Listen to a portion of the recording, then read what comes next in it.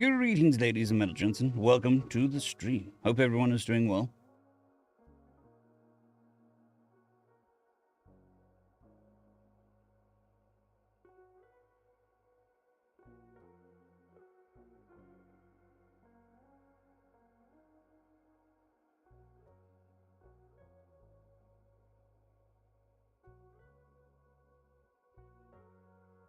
Just clickety-clacking away.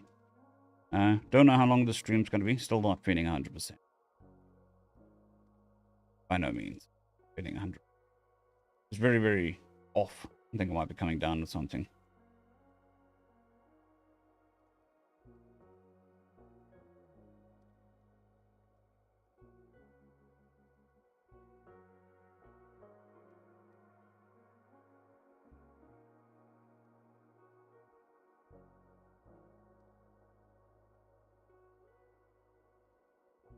Good morning, Samantha. Hope you're doing well.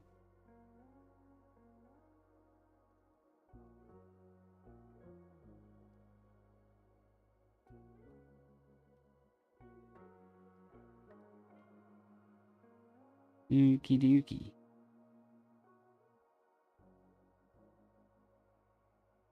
Good morning, Charles. Hope you're doing well.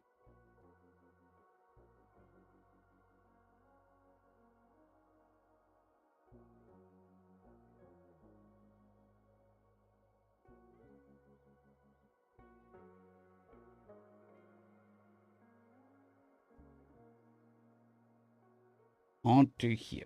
That's very weird. Definitely coming through as loud enough on the microphone.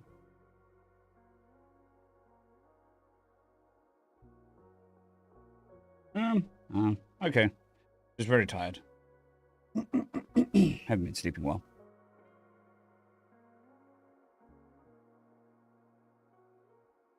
I am, but is live. Test, test, test, test. Test, test, test, test. Test, test, test, test. Test, test, test, test. Could be the,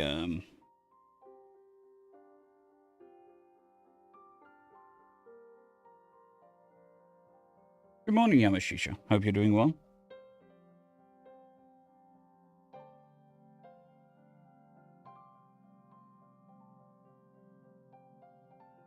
Yeah, Twitch has updated. We have 4 people watching on Twitch.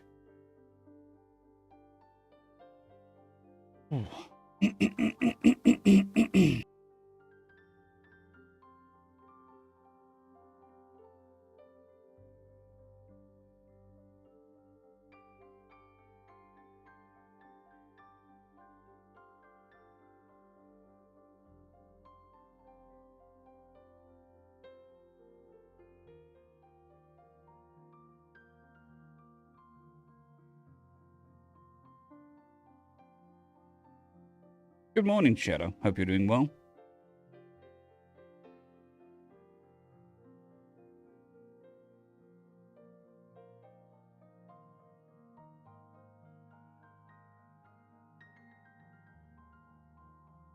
If I go any louder on the microphone, it's going to peak, cut off the audio. So I think it's just the noise filter.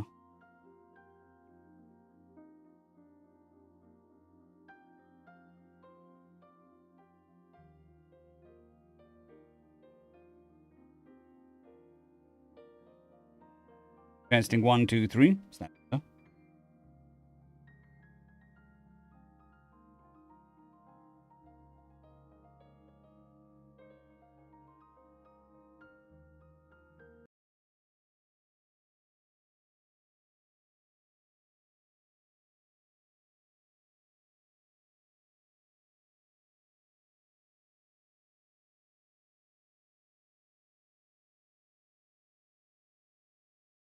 Testing, testing, testing. Woohoo!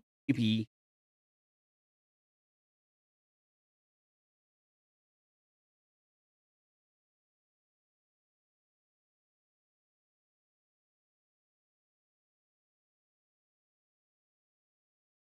Ew.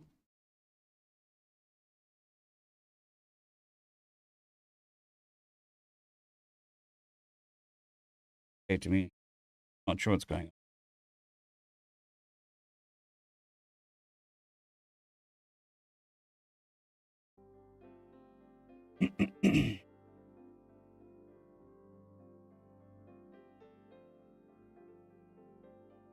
I really don't know how long the stream's going to take, mainly because as I was testing there, I have a muscle in my back that started spasming.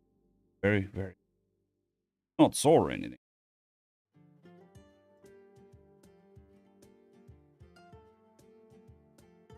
Good morning, James. You doing well?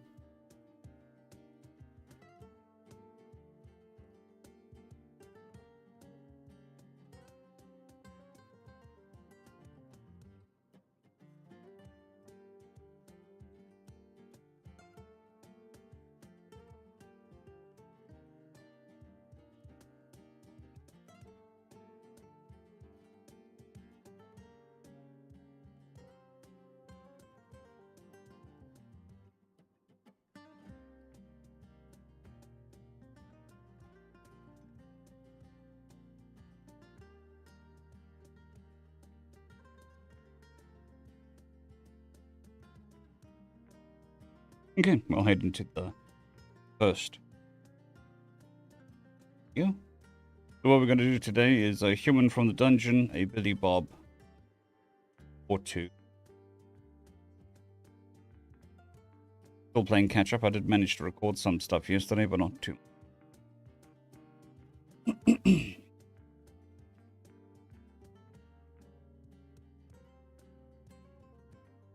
Greetings, ladies and gentlemen, and welcome to this latest narration of the web series The Human from the Dungeon. If you're new to the series, there is a playlist listed down below in the description. And as always, I hope that Chapter 51, Nick Smith, Adventurer Level 7, Human American. I'll do. I'll do. Nash nodded at my hunched over form. Take a breather. Take a breather. Okay, I said between desperate. Nash had once again landed one of his signals directly to my. I was beginning to suspect that he had unlocked a skill similar to my breast strike. This time, I managed to poke my training sword into his before he landed it. With growing pride in myself, I collapsed into a sitting and watched the countdown. It had taken every single one of them. It had taken every single one of my non-magical skills just to land that one, and it hadn't slowed him down. I sighed, remembering our first sparrings.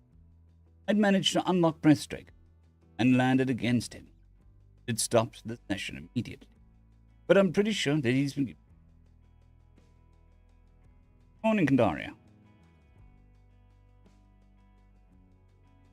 I'm doing as well as can be, but tired. Watched. Haven't been sleeping well, but happened. It had stopped the session immediately. But I've pretty much been getting my ass kicked. But I've pretty much been getting my ass kicked ever since. I'm not sure Nash is, but he's been getting stronger too. Every time I think I've gotten strong enough and fast enough to match, he manages to head. Or maybe he's just pulling his punches and I'm too inexperienced to realize it. Either way, I'd hate to get into a real fight.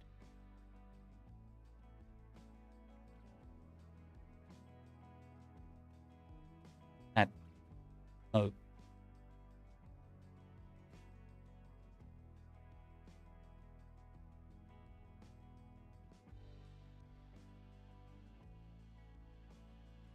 Magic.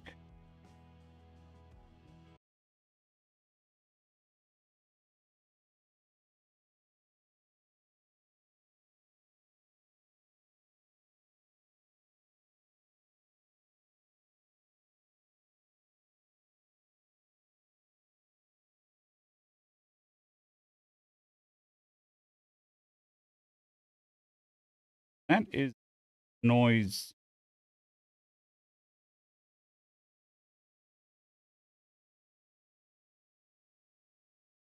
Because why would it be the...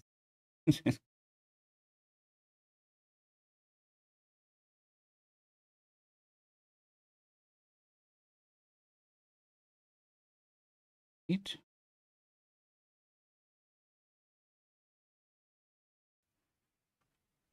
Close. Okay, let's give it a go again.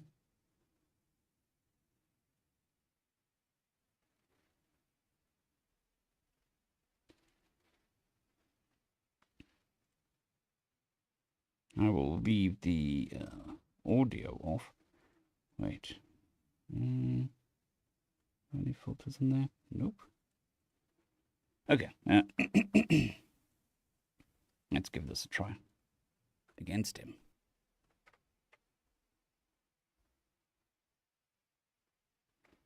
Would you care to try some magic? Yoke interrupted my thoughts with a toothy smile. Sure, I said, looking up at him. What kind of magic do you have in mind? He reached out to help me up, and I looked at his hand without putting too much of my weight on him. Yoke has a bad back, and sending him toppling wouldn't be very nice. However, he ignored my generosity and pulled me to my feet fast enough for said feet to leave the ground for a moment.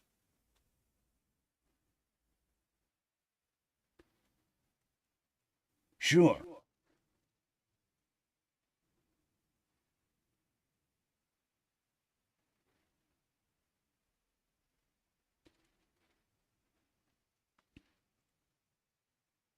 I will leave the audio off. Wait. Any filters in there? Nope. Okay. Would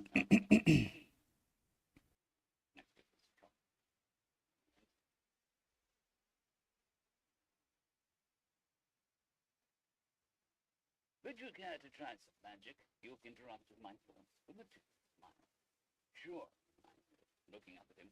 What kind of magic do you have in mind? So I basically just removed the entire noise gate, which is why you can hear my chair creaking and other stuff.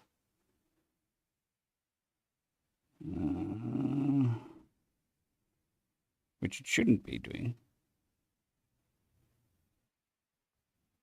Although we do have gain quite high. Let's set the gain a little lower. That should work, I think. Okay, let's give that a whirl.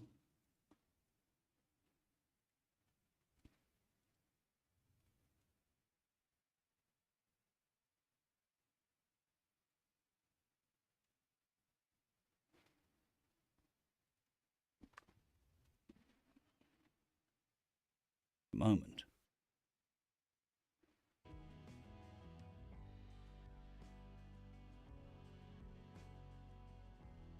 Okay, let's give that.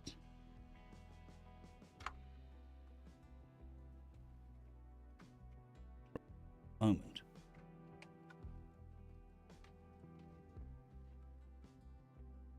If I recall correctly, you have access to several spells already. Wind Spear, Earthen Dagger, Fireball, Light Heal, and Minor Heal, right? I checked my skills list and nodded. I didn't really get a chance.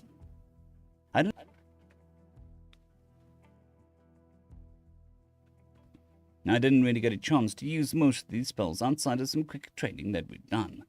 None of my spells had even leveled up, and most of them are useless. Fireball sounds like it would be the best of the spells, but the heat it outputs is uncomfortable to work with. Earthen Dagger would be better if summoned or...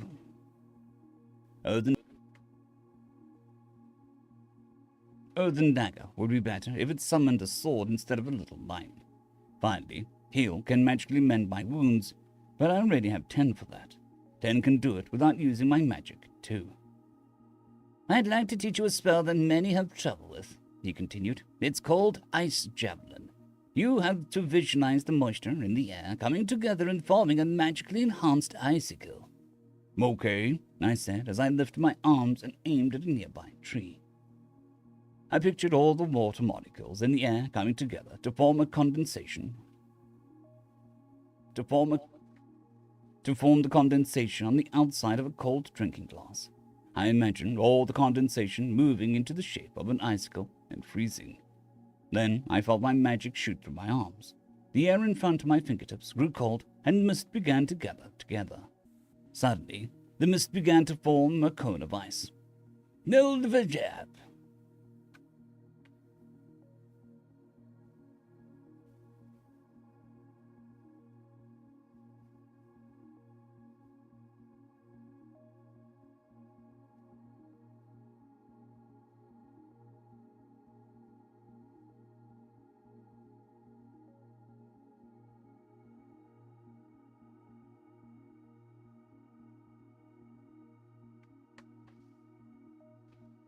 Nilivaj ektai tisak.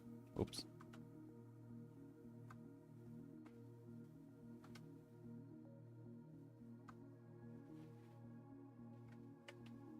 The icicle slammed into a nearby tree with enough force to make it shudder. My javelin unlocked. Yoke and I looked at each other, then walked over to the tree.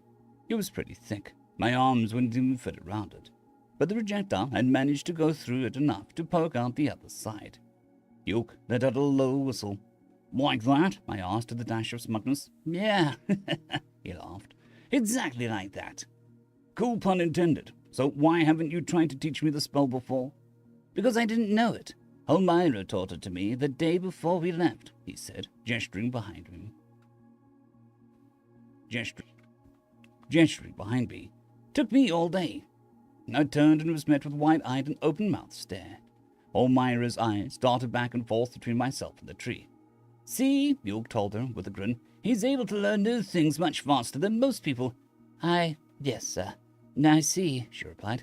But how? I glanced at York, who returned my gaze. The place I come from had mandatory public education, I answered. So a lot of these concepts aren't new to me. Maybe that's why I'm able to pick things up so fast. The sorcerer's pair stared at me for a moment. Good morning, Alex. Hope you're doing well.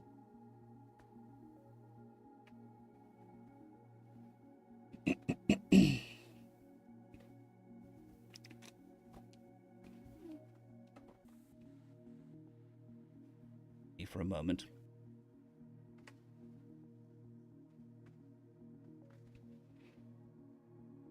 What sort of subjects are covered by this public education?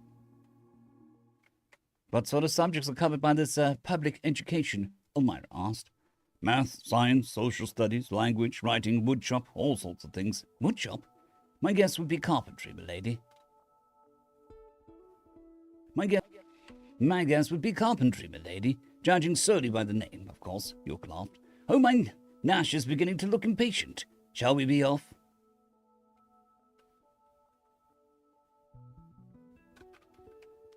I gave York a confused glance. Ever since Elmira joined us, it seems like York had upped his eloquence. Well, it's true that he wasn't exactly brash before.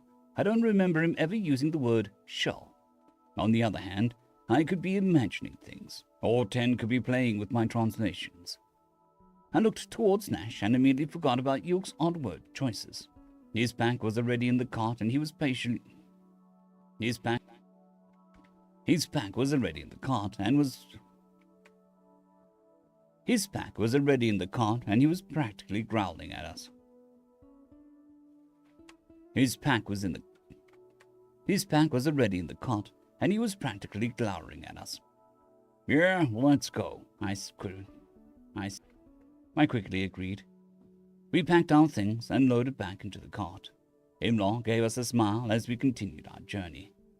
I leaned into the corner of the cart and accessed my skill list, selecting the option for physical skills. Time dilation 2 increases the user speed to 150% for a limited time. Cooldown 4 minutes. Dash 2. Move forward at 8 feet. Move forward up to 8 feet at 300% speed. Cooldown 1 minute. Breathtaker Strike 2. A strike that robs your opponent of their ability to breathe. Cooldown 45 seconds. Power Slash 1 and provides the user striking power by 100%. Cooldown 1 minute. Slide Slash 1. Oh, excuse me. Slide along the ground and strike with 100% amplified. Slide along the ground and strike with 100% amplified striking power. Cooldown 1 minute. Preternatural Invasion 1. Allows the user to automatically dodge for 1 minute. Cooldown 10 minutes. Knife Hand. Hardens the user's hand into a knife-like shape. Can apply intimidation to lower level enemies. Duration 1 minute. Cooldown 5 minutes. The cooldowns for both Breathtaker Strike and Time Dilation had decreased. It was previously 1 minute and 5 minutes, respectively. The distance that I can dash increased by 2 feet as well. The buffs weren't as good as I had hoped they would be, but the skills had leveled up faster than I'd expected. I decided to get a look at my spell list, too. Wind Spear 1. Summon a Spear of Wind to strike your target. Earthen Dagger 1. Summon a Blade of Earth. Duration 5 minutes. Cooldown 10 minutes. Fireball. Summon a Ball of Fire to strike your target. Cooldown 10 minutes. Wind Spear doesn't have a cooldown. 10 minutes. 10 minutes. Cooldown. Cooldown. Cooldown 5 minutes. I think I missed. Cooldown. Summon a Ball of Fire to strike. Summon a Ball of Fire to strike your target. Cooldown 5 minutes. Heal 1. Heal your superficial wounds. Minor heal. Heal target's superficial wounds. Heal your target's superficial. Heal your target's superficial wounds. Ice Javelin 1. Summon a Javelin of Ice to strike your target. Cooldown 5 minutes. Night. Summons an orb that emits a moderate amount of light until the user dismisses it or falls unconscious. I really need to start leveling these up. Unfortunately, fighting takes a lot of my energy, and Nash is a little greedy when it comes to my trading time. I guess that's fair. Our current party consists of 2 magic users, 1 multiclass, and a fighter. I guess there's also Imlaw, but as far as I know, he doesn't have any skills that are useful in a fight. If I were to join York and...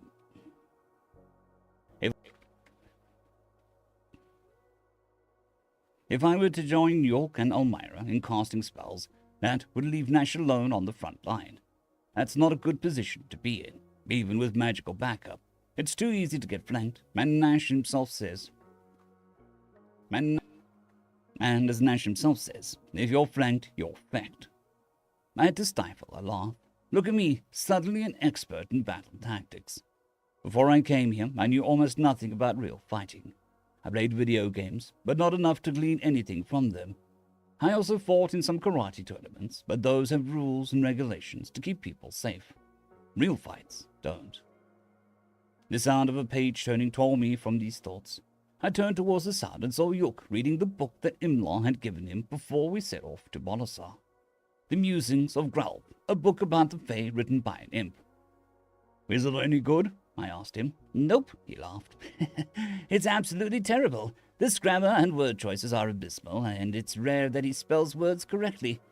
Actually, I'm quite certain that he's found new ways to misspell some of these words. That being said, it is a rather interesting subject given our experiences thus far. You mean with the Archway? Yes, Algebron, and, he trailed off and glanced at Elmira, and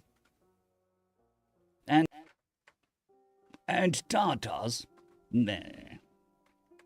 And Tartars? Nah. And Tartars, Nash finished with a sentence for him.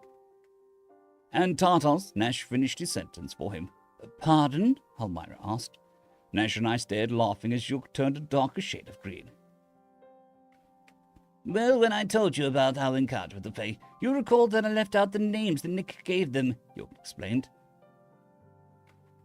I named one of them Algebron, and the other wanted to be named Tartars. I named one of them Algebron, and the other one wanted to be named Tartars, I added. Oh, I see, Elmira said. Yeah, she was quite the character. Anyway, what's so interesting about Gralv wrote? Yeah, she was quite the character. Anyway, what's so interesting about what Gralv wrote? I asked. Yook looked thankful at the change in topic, and put the bookmark in between the pages he was reading. Well, in the story, he spent a summer with the Fae and interviewed as many as he could. Eventually, he got curious as to why all of the Fae he spoke to were female, and one of the Fae revealed that they chose their forms based on many factors. In his case, they were trying to convince him to extend his stay indefinitely and, help make more Fae. Oh, yes, though I'm not certain I believe it. Though I'm not certain that I believe it. He continues to explain that the process in which Fae couple with mortals in an excruciating detail, though it very much reads like a soldier or a god bragging to his friends about a fictional romantic encounter. He then explains that Fae are also able to couple with certain magical plants and spirits, which lends a bit of credibility to his claims, because this is a method of procreation that those who are familiar with Fae know of.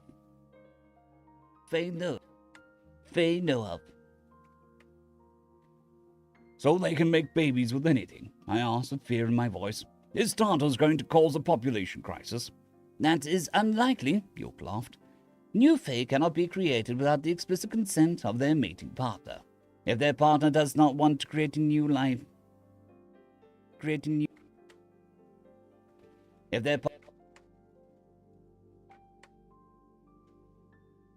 their partner does not want to create a new Fae, even subconsciously, one will not be created. It doesn't explain. Partner.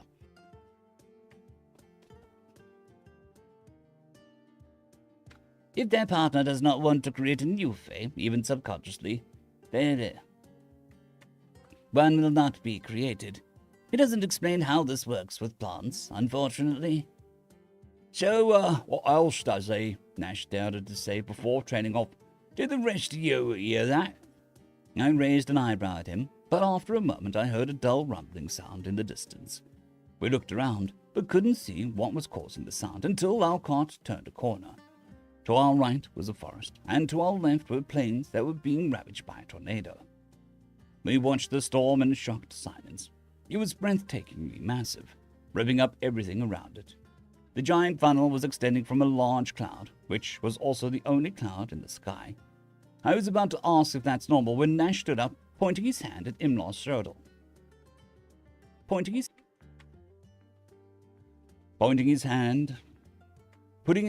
on Imlar's shoulder. Imlar, get us out of here, he said. Don't have to tell me twice, Imlar said, urging the Hanasses to pick up their pace.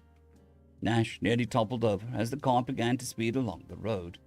He took a knee, and we watched the tornado nervously, silently praying that it didn't start coming towards us. Lightning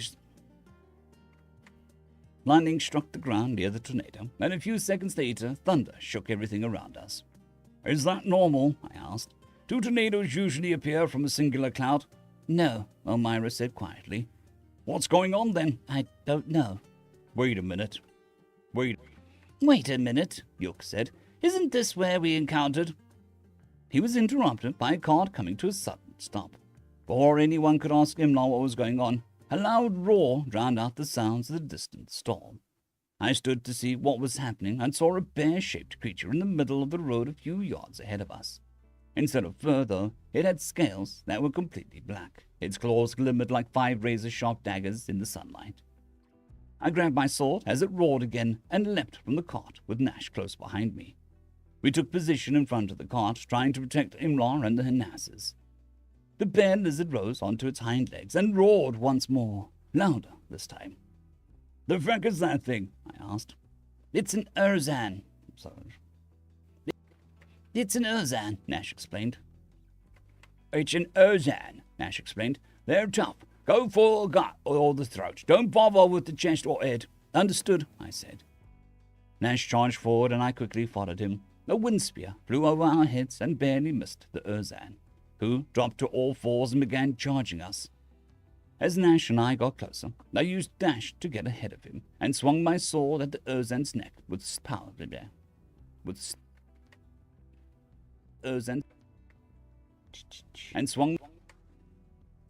And swung my sword at the Urzan's neck with power slash. Time seemed to slow down as my blade approached the monster.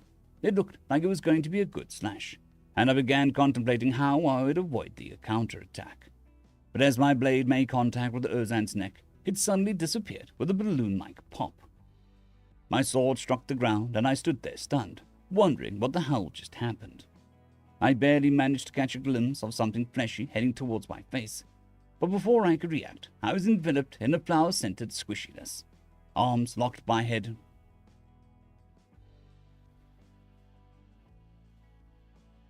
Arms locked my head in place as I dropped my sword and began to struggle. Muffled. A muffled but familiar feminine voice shouted. End of chapter.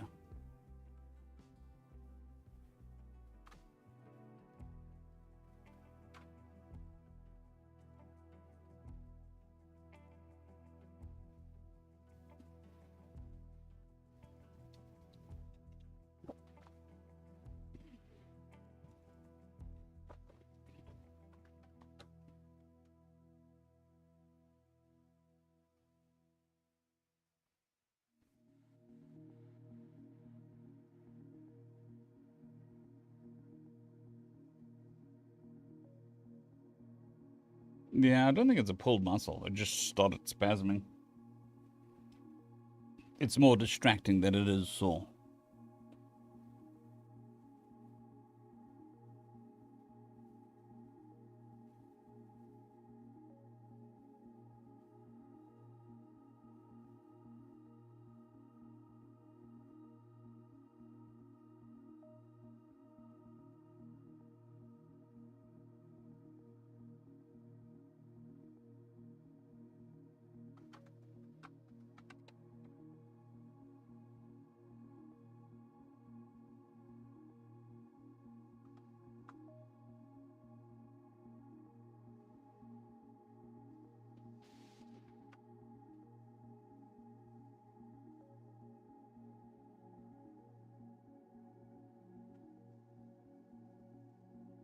Okay, we're going to move on to Billy Bob now. Greetings, ladies and metalgents, and welcome to the latest edition. Greetings, ladies and metalgents, and welcome to the latest edition of Read TFOS, where I take old stories I've narrated and update them to modern audio standards. This particular story is called Billy Bob Space Trucker, and is part of a series. If you're new to the series, there is a playlist listed down below in the description, and as always, I hope that you enjoy. Ooh, excuse me. Chapter 30. The war had been going in favor of America so far. Despite being vastly outnumbered, their natural fighting ability and control of FTL gates in near systems made sure they had significant edge in logistics. That did not mean the war was going great, however. Well, they were able to fight well above their weight, and for every soldier or ship they lost, they took out They'd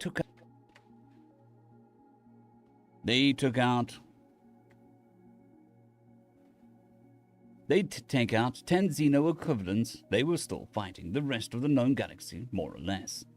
The Council founders would suffer for it, but they could afford to lose even more than that and still start grinding the American forces down. Even so, the Americans didn't go down lightly. As demonstrated by a recent battle of HF-432, it likely wouldn't be written about in the history books. HF-432 was a dead system that didn't seem to have any importance aside from minor FTL junction. An American scout ship had been ambushed by a Xeno destroyer that was more than twice as big. Long story short, both ships were drifting dead in space, but that didn't mean both ships were entirely dead. Anyone still alive? Corporal Jones was asking as he looked around the engine room. The bridge had been hit hard, but Jones... The bridge had been hit hard, but Jones had two other Marines.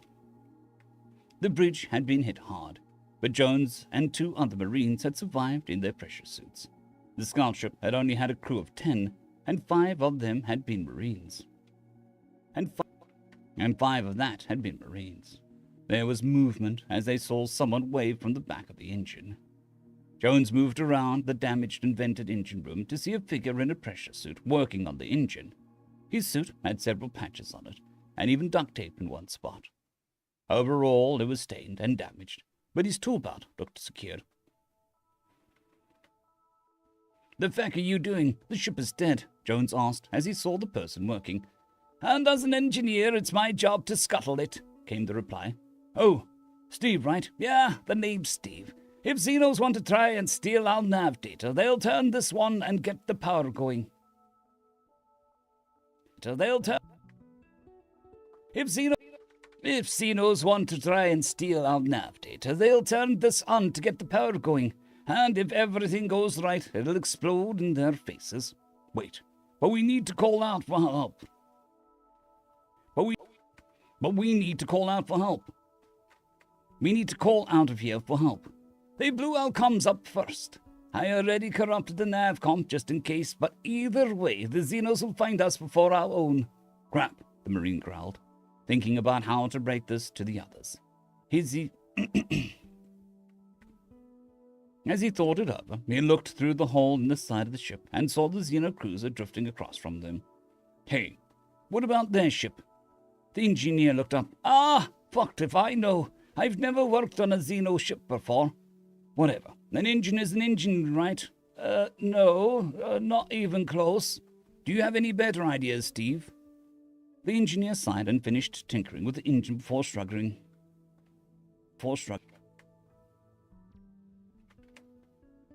The engineer shrugged. "Do you have any better?" The engineer sighed and finished tinkering with the engine before shrugging. "Fucked if I guess. Vic, I guess it's that or wait to die in space. Get the others." Jones nodded and retrieved the other two Marines who had been trying to salvage the bridge, to no avail. Howie and Tina met up with Jones and Steve in the engine room as they climbed through the hole to stand on the outside of the dead ship.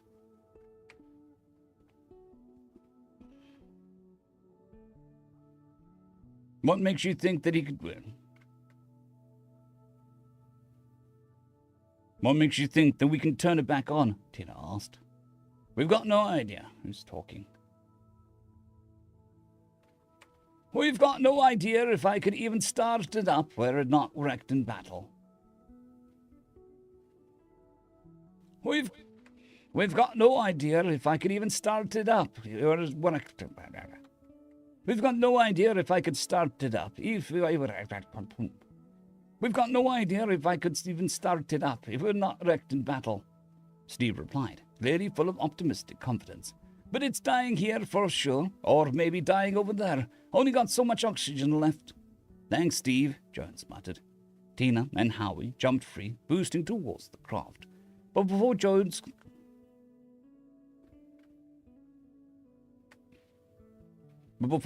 could, Steve stopped him. "Hey, I'm in an engineering suit. You're the ones with the marine pressure suits. You gotta carry me." "Oh, sorry, nearly forgot." The Marine gripped the engineer under his arms, boosting across the void towards the destroyer, the dead planet of a system far away to their side. The four humans entered the Xeno ship the same way they left their own, through a hole in the side of it. They were on the bridge, which had been smashed up pretty bad in the attack. Steve couldn't fit in any of the small chairs, too.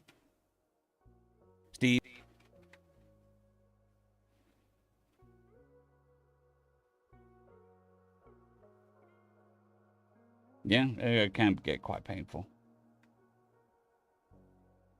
Steve couldn't fit in any of the small chairs, too.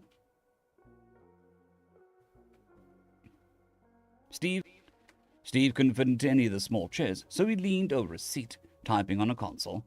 "There is some power left, I think. I got no idea how to transfer it from up here. We need to get into engineering." The engineer led the Marines deeper into the Xeno ship. They were passing floating bodies of the Phyllis. Most people called them fleckos because they looked like geckos mixed with flies. He didn't like the look of the dark interior as the headlamps swept over the corridors, on the top being full of dead bodies. On top of being full of dead bodies, the shape was all wrong. Finally, they found the path to engineering, a massive blast door sealed in front of them. Steve tapped the panel, which hissed at him and flashed red. I'm guessing that means it's locked. Or I steeled against the pressure of vacuum. He looked around. He looked around then and pointed to another pressure door they could see behind them. There wasn't any power to it, but there was a manual override. The problem was the bolt seemed to be missing a lever or a handle to turn it with. Or a handle to turn it with. Maybe you need to solve a puzzle. Maybe you need to solve a physics puzzle to find the last piece you need, Howie said. And maybe you're an idiot, the engineer muttered as the Marines laughed. Instead of going searching,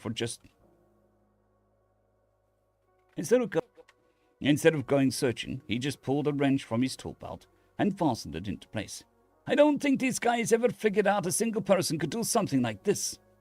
He began to turn the wrench, slowly lowering the blast doors into place as the machinery creaked and groaned. Why wouldn't they just leave something in place to lower this? Tina had asked as the engineer slowly... Tina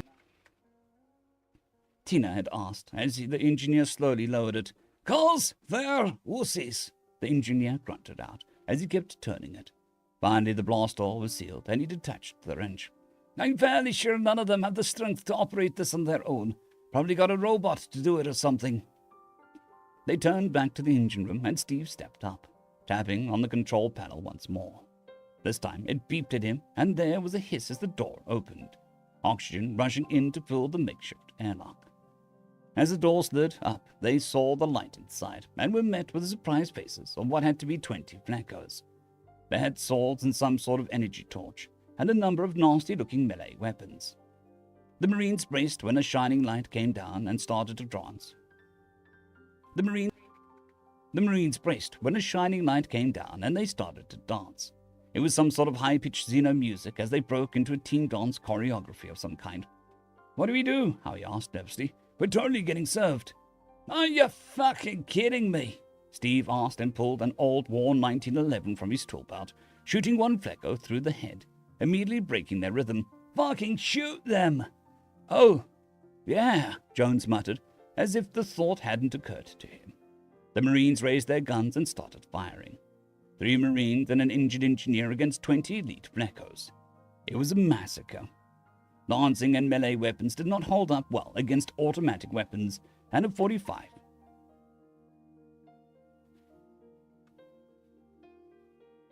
Lancing and melee weapons did not hold up against automatic weapons and a 45.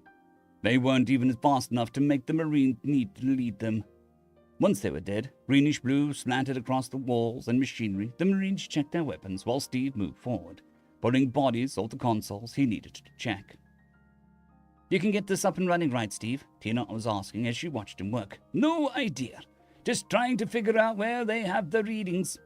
"Yeah, but it's an engine, and you're an engineer. Why the hell does everybody assume that I can fix any kind of engine? Besides, even if I get this turned on, I'm not a pilot." "What? You can't fly this thing?" You can't fly this thing? I thought engineers knew about how to do stuff." What? You can't fly this thing? I thought engineers knew how to do... What? You can't fly this thing? I thought engineers knew how to do that stuff, Jones said. "You're the Marines. You know how to hotwire tanks and fly assault craft, right?" No. "We were never trained to do that. Then why does everyone assume that I'd be trained to do other shite? You wouldn't ask an OBGYN to help with an oncologist, would you?" They simply stared at him, and he shook his head. "Never mind." "It's all like energy and power and electrical stuff, though, right? Didn't you go to college?" Jones was asking. "To a party college. It was all booze and co-eds and a haze for 4 years. Regardless, I am an engineer on human systems, and specifically ship engines. This is xeno-engineering. You expect me to just come in here and take a look at this panel and... He was looking at the panel and tapped a few buttons. There was a hum through the ship as they felt it shift. "I got some impulse power. Then has some sort of emergency system to take us to a nearby station." Jones opened his mouth, but Steve pointed at him. "Not a fucking word. You guys got lucky this time." They sat around, shooting the shit. waiting for about 2 hours until they heard a gentle thump throughout the ship, and the engines began to spin down. Looking around, they gathered their weapons and waited for the door to slowly grind back open. They were staring at a bunch of space ants and something they hadn't seen before.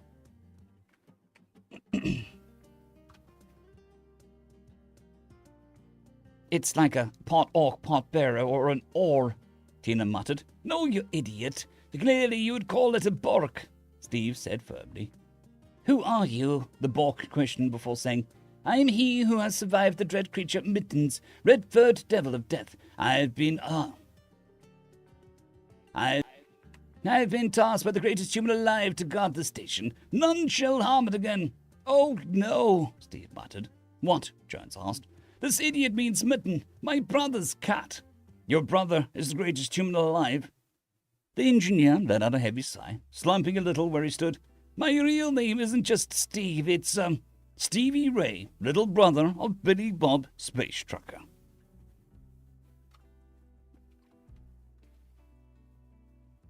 The engineer, my real Stevie.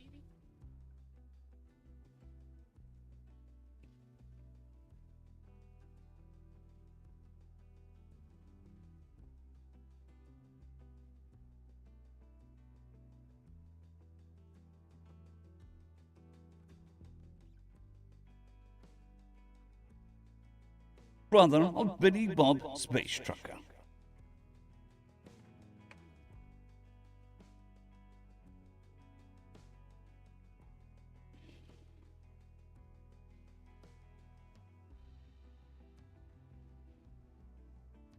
Billy Bob felt dirty. He hadn't really been doing anything wrong, but somehow looking up xenophysiology made him feel dirtier than looking at porn. Porn was totally normal, just an everyday part of life. But when you had to start reading stuff that was all scientific and clinical, he much preferred the way his parents had given him the talk when he was younger. Straightforward, no BS, just the facts he needed to know. The rumors he wanted to know, and a bunch of stuff he didn't know was physically possible. Sure, there was a lot to take in as a junior high kid, but at least they'd sorted out human sex for him before high school, and that xenosex ed class with Mrs. Munchausen. And that xenosex ed class with Mrs. Munchausen. High school was too young for people to be introduced to the idea of sex with xenos. Then again, maybe he would have been... Then again, maybe he wouldn't have been so worried about the stuff with Emily if he'd been properly prepared. It was hard to keep track of his beliefs when life kept making him question the ones he had. It was a lot easier to keep on trucking when he was just trucking. Now that he'd become some sort of figure for an intergalactic war crap, he'd gotten complicated. Now that he'd become some sort of figure for an intergalactic war crap, he'd gotten complicated.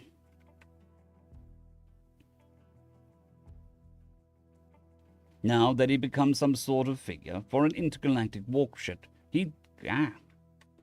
Now that he'd become some sort of figure for an intergalactic war, crap had gotten complicated.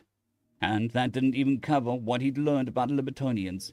So long as he could keep her gloves on, he should be able to survive the night. But her beak...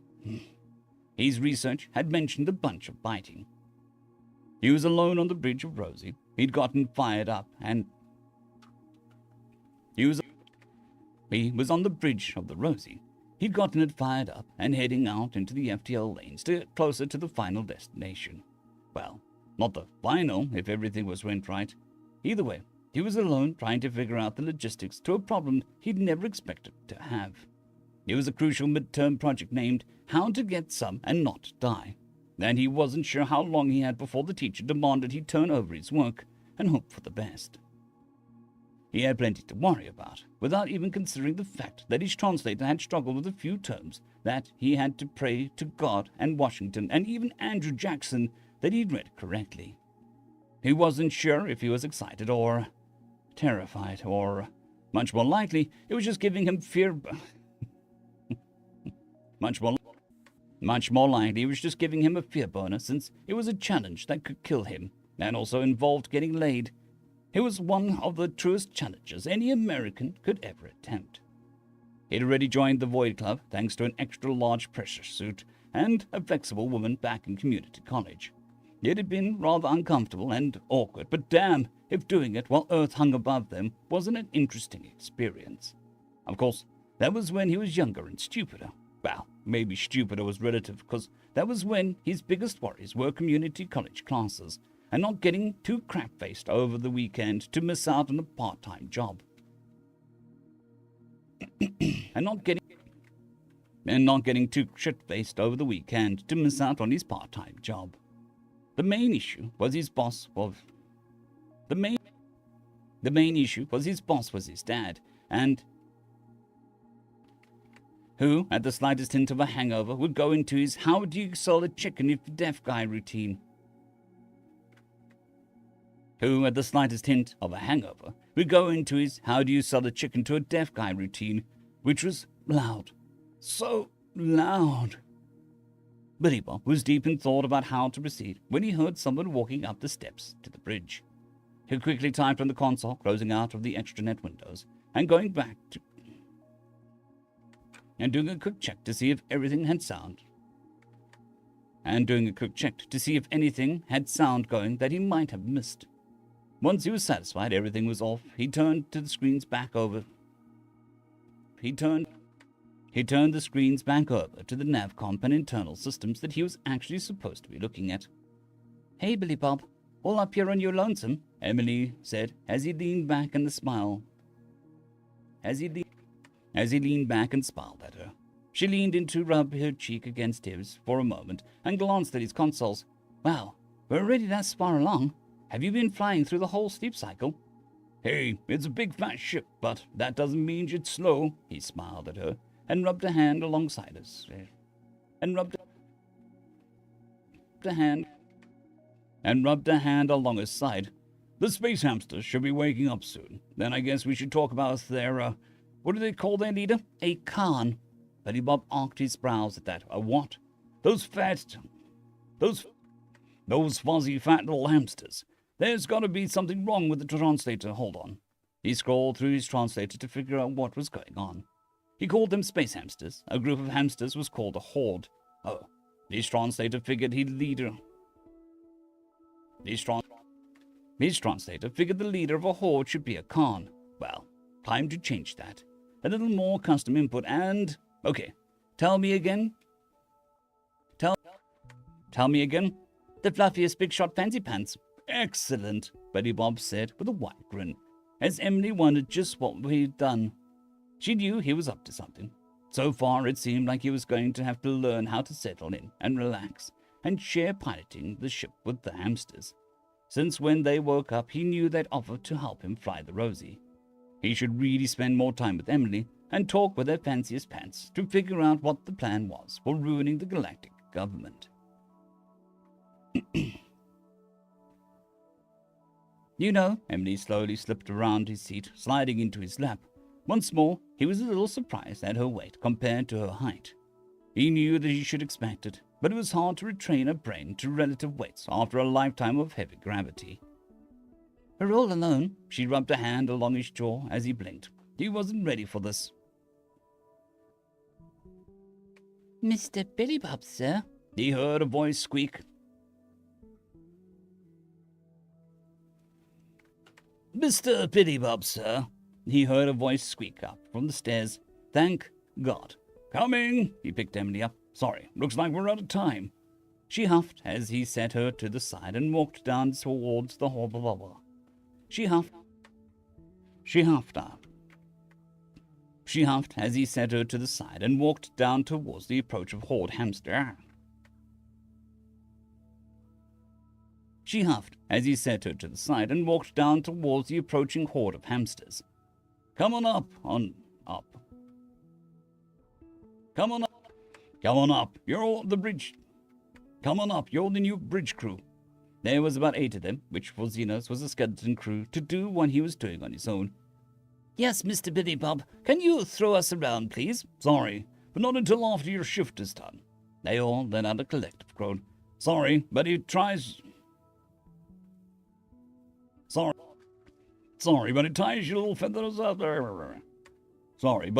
you little feathers out too much. Can't have you dozing off on the job, can we? He rubbed their heads as he walked past, followed by Emily, as he looked for their fluffiest big shot fancy pants. It took him a bit of time to discover all the rest of the space hamsters were in the mess. He saw the big top hat for Mr. Monopoly and shouted out, "Ah, there you are, my good hamster," which seemed to startle the figure who hadn't been facing him. The Xeno-diplomat grabbed all the food on his plate and shoved it into his mouth before turning around to look at Billy Bob, his cheeks nearly exploding with food, contrasting with the much too posh clothes that he was wearing. "That is adorable," Emily whispered next to him. "I know. How has humanity not met these guys before?"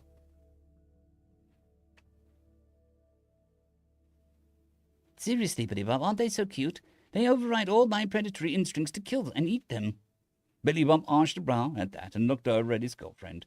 Then he looked a bit more concerned when he saw the mix of hunger and amusement on her face. "Whoa, whoa. You don't eat sentient beings, right?" "Oh, no. It's just, they do resemble the prey species back home." "Keep it together, Emily." "Right. Sorry."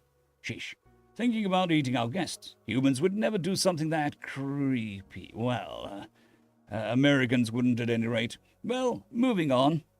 Mr. Monopoly had been working to swallow down the giant mouthful of food that he had, and they had to wait a few minutes before he could finally cough out, "Apologies, apologies. You startled me, and my instinct was to eat a hearty last meal." The posh upper-class British accent made Billy Bob smile. "That's just fine, Mr. Monopoly." "I say, what does that name mean anyway?" "Oh, you just resemble a very wealthy and affluent human, known for having only the fanciest of pants around." "Oh, well, what a remarkable fellow. Is he a living human?" No. He's long gone, I'm afraid." "No. No. He's long gone, I'm afraid." "Well, it can't be helped. I'm sure I'll find a reading about his life most enjoyable. I do enjoy having the fanciest pants around, you know. Once I've even paid a fellow for his fancy pants and took them on the spot." Yes, sir, yes, sir. They're right up there with a nice pot of humbush and a few wicker nibbles. Wicker nibbles? A few wicker nibbles to dunk at it." Billy Bob slowly shook his head as he watched the space hamster talk. Was this real? Was this some sort of joke the Brits were playing on him right now? Was this some sort of joke the Brits were playing on him right now? They were possibly still mad about that time their first space colony was raided on the 4th of July, as the Americans stole all the tea and then threw it into the planet Star. Or maybe it was at the time the Queen was taking the tour of the UHG colonies, and an American had rigged their sound system to play Stars and Stripes Forever, instead of God Save the Queen, on every planet. But no, this couldn't be a joke that they'd set up, not in the middle of war, right? They did have some dry humor. He'd keep his eyes open. No limey was going to come. No limey was going to prank Billy Bob. Right. Fancy pants aside, we're hoping to discuss the plan for getting us into the big council gathering. Oh, yes, of course, most delightful indeed. Yes, splendid, in fact. They looked at him, and he looked back. "Well, I say, dear fellows, what's the plan?" "What? We wanted to know what your plan was." "What?" "What? We wanted to know what your plan was," Emily said. "Oh, right. Yes, of course. That would make more sense, I suppose. We just need to talk to my chief sneaky busybody." Billy Bob checked his translator. That was a direct translation as far as he could tell that he had. That was a direct translation as far as he could tell. He hadn't changed another custom input. These were the words they used, and his translator tried to tell him their leader was a Khan. If ever a computer could be more wrong.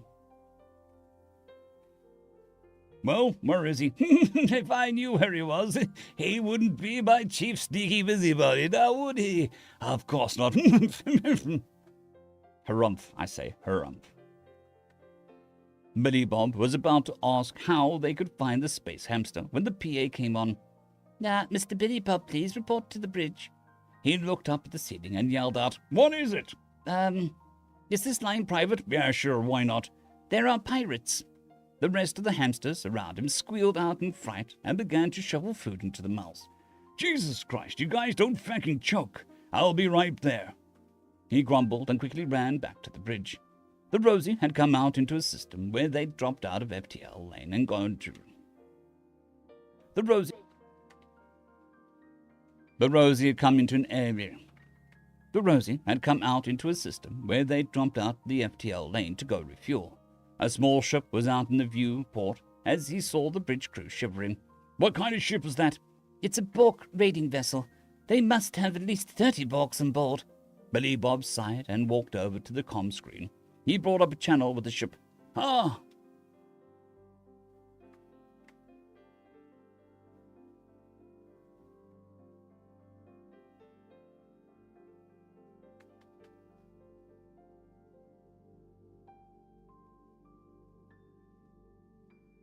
Up a channel with the ship.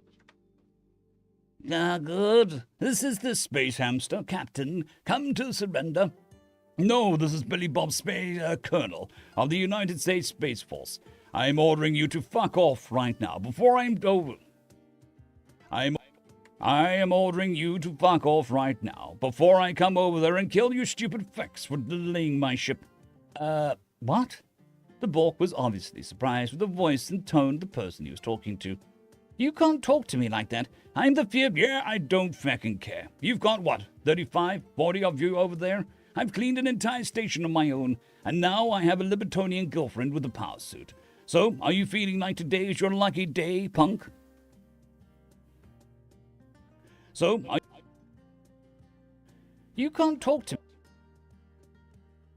35. You can't talk... I'm the... Yeah, I don't... I'm the... Yeah, I don't care. You've got what, 35, 40 of you over there? I've cleared an entire station on my own, and now I have a Libertonian girlfriend in a power suit. So, are you feeling today's your lucky day, punk? He cursed after he said that. Wait, no, hold on. I've got something better. He paused for a moment, trying to think up something, but he was waiting too long so quickly. But he was waiting too long so quickly he just went off. Why don't you bend over and feck your own face? He yelled into the mic. What? That's not we. This must be a trick. That ship has Space Hamster registration. Yeah. And I took over the ship and enslaved them. You know how it is. The weak prey on the strong, and I am the strongest there is. Do you want me to come over there and show you? Huh? What species are you again? Human. American subspecies.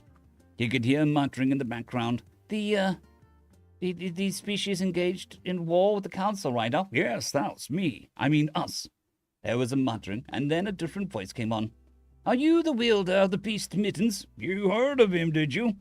The 10-foot-tall, 6-legged predator.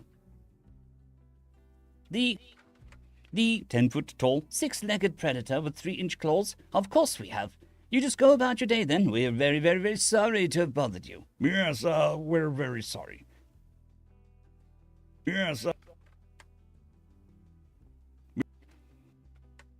Yes, we're very sorry. Please, you'll just go about our day. Hey, you spread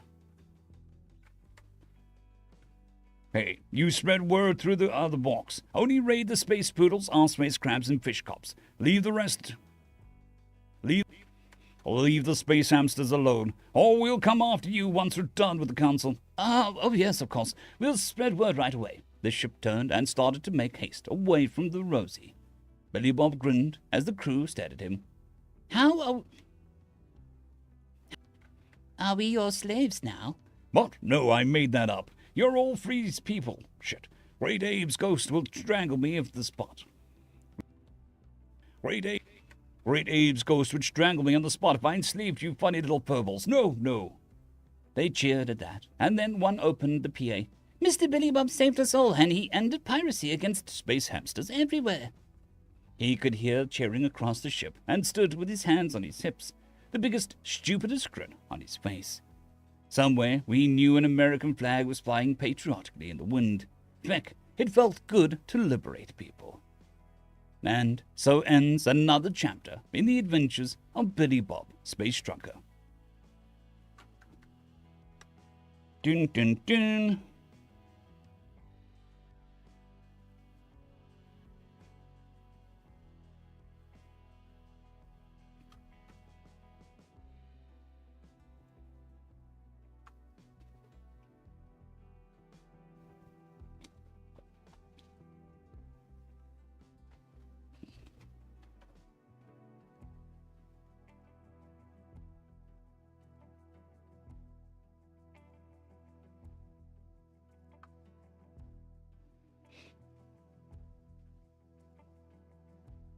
Oh yes, very, very silly indeed, but enjoyable.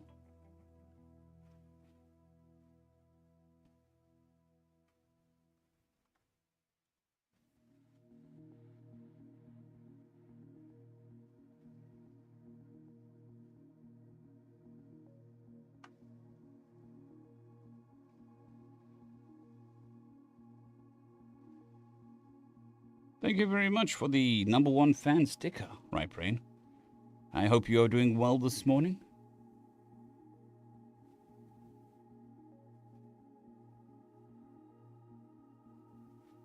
Today we are drinking Lewis Hamilton Zero Sugar Monster Energy Drink.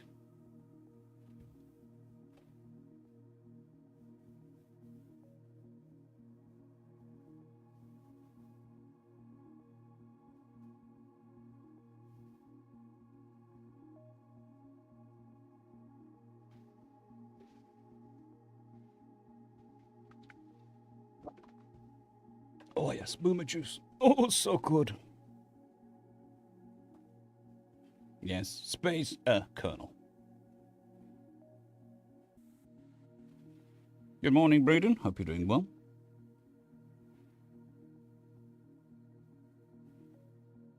Well, thank you for the kind words, Right Brain. Very much appreciated.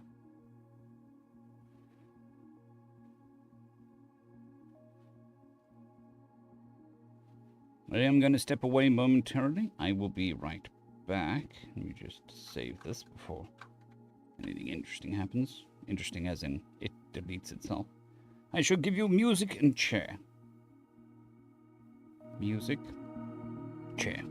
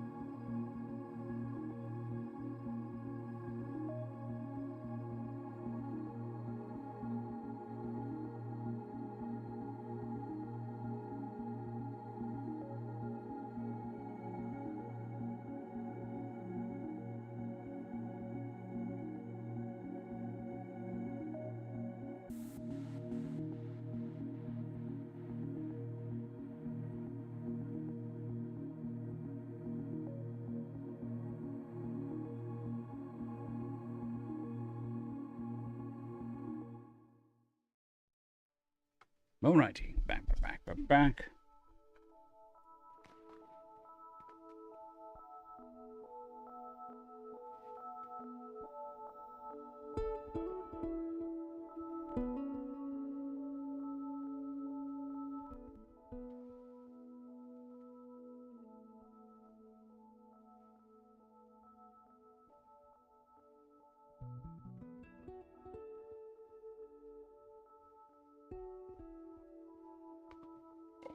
Oh, clickety-clack, clickety-clack.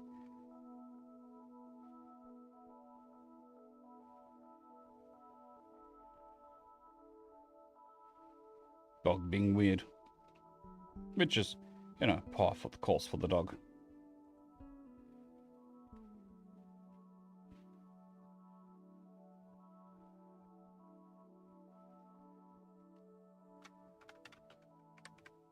Oh, that's the wrong number.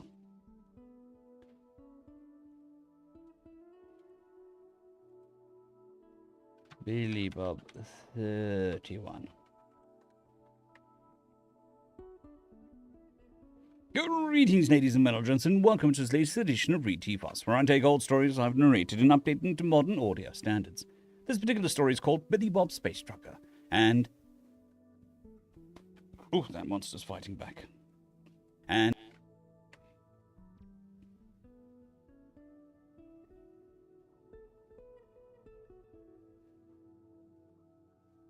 Tamagotchi. Haven't seen that word in a very long time.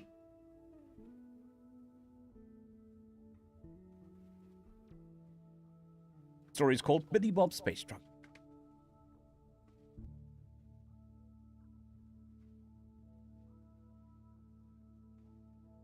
This is part of a series.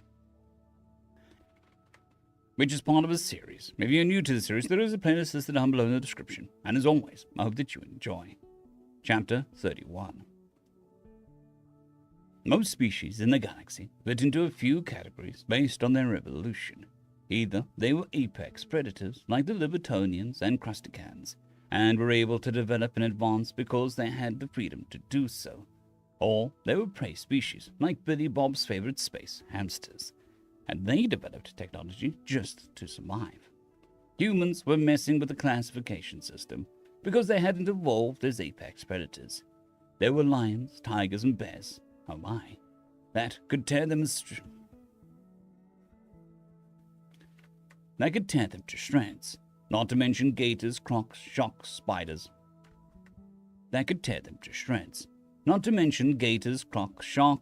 Snakes, wolves, and more. Plus everything living in Australia, including the Australians. Even animals you wouldn't suspect were killers. Hippos had a greater kill count than lions each year. Those that were apex predators were good at spotting creatures that wouldn't try better.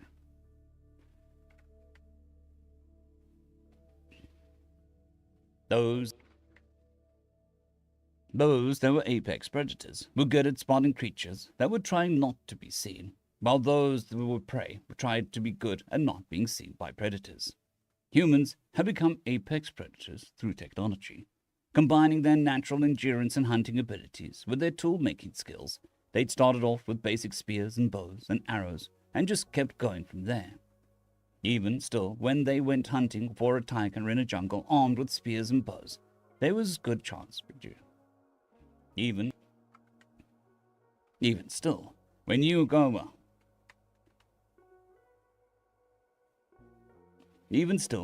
went hunting for a tiger in a jungle armed with spears and a bow, there was a good chance you weren't coming back. Humans had to blend the techniques, being hard to see while also being good at seeing what didn't want to be seen. The concept of an ambush predator wasn't very common throughout the galaxy, but living on a death world had a habit of bringing out all manner of successful animals. What really set humans aside, however, was their interactions with each other, not just with nature. When you took a bunch of prey who got it in their head that they were predators, stuck them on a death world with a majority of the planet being oceans that they couldn't live in, and then started tossing in a whole mess of different philosophies and limited resources, you had Earth. War evolved in many ways, leaving some aspects unchanged for centuries, while the tech and tactics shifted all the time. Anything to get a leg up on their enemies and win. Americans had started off winning their revolution by hiding in forests, and the British officers demanded they line up and advance slowly towards them. The Americans just shot them. With the advent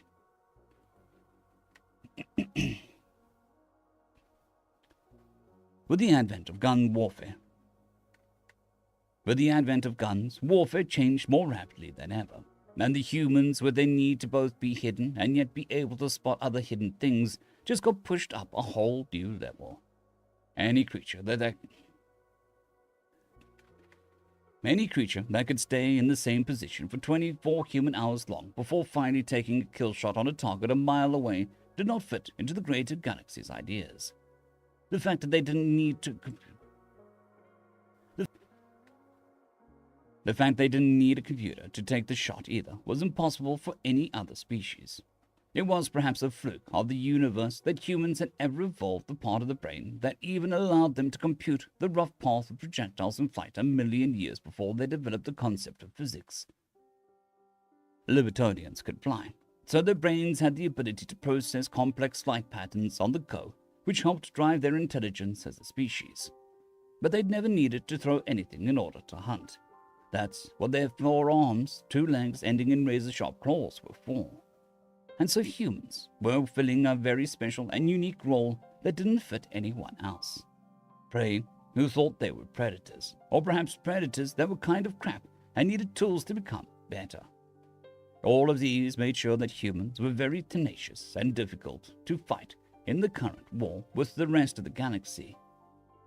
But there was one final piece to the puzzle that was slowly but surely destroying enemy morale. Americans liked to feck with people, and they were even competitive. Americans loved to feck with people, and they were very competitive.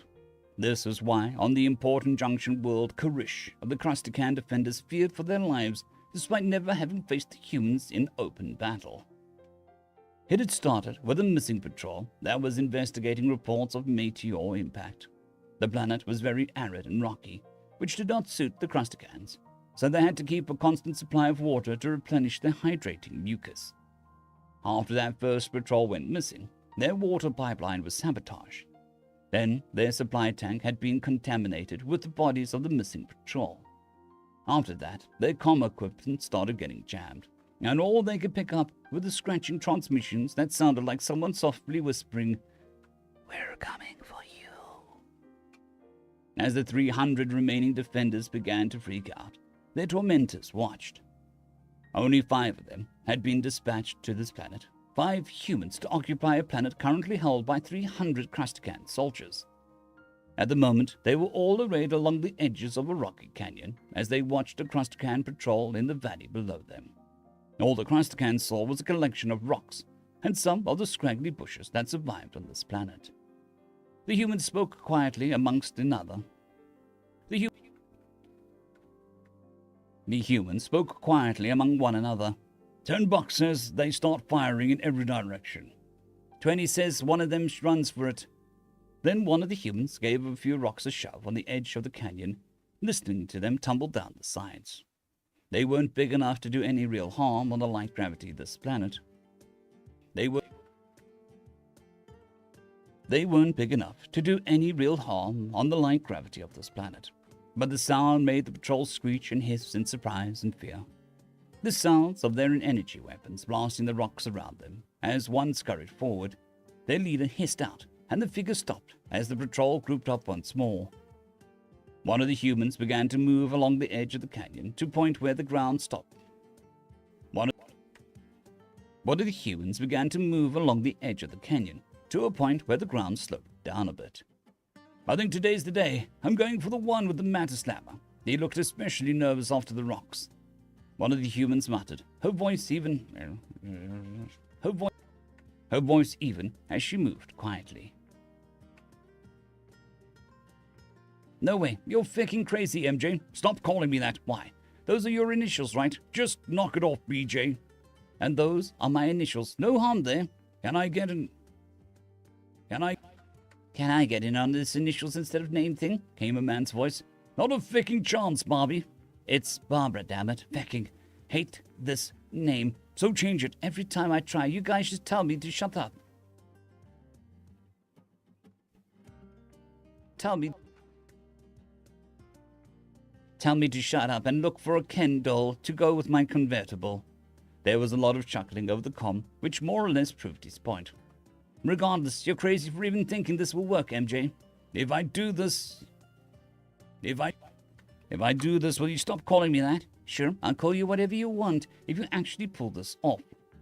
Technically, all the humans had ranks on a chain of command, but these specialist units almost never followed it. When you had to torment or distract an entire hostile garrison with just 5 people, things became a little more casual amongst the specialists assigned to the task. The patrol wandered along the canyon floor while the humans watched them. The crabs lacked the instinct to know that they were being watched. Out in the oceans of their home planet, they had nothing to fear from being watched. Watching was common, but as they slowly walked past a nondescript grey rock, that rock suddenly jumped out, landing on the back of a crab holding the mantis slabber tube. It hissed in terror and surprise, squeezing the trigger as a shot slammed into the wall just before him, killing the patrol in front of him. He dropped the empty tube as he tried to grab the human riding him, but his claws weren't designed to reach his back. The human woman held her hand in the air, yelling, "Yee-haw!" before the 2 surviving crabs shot at their comrade before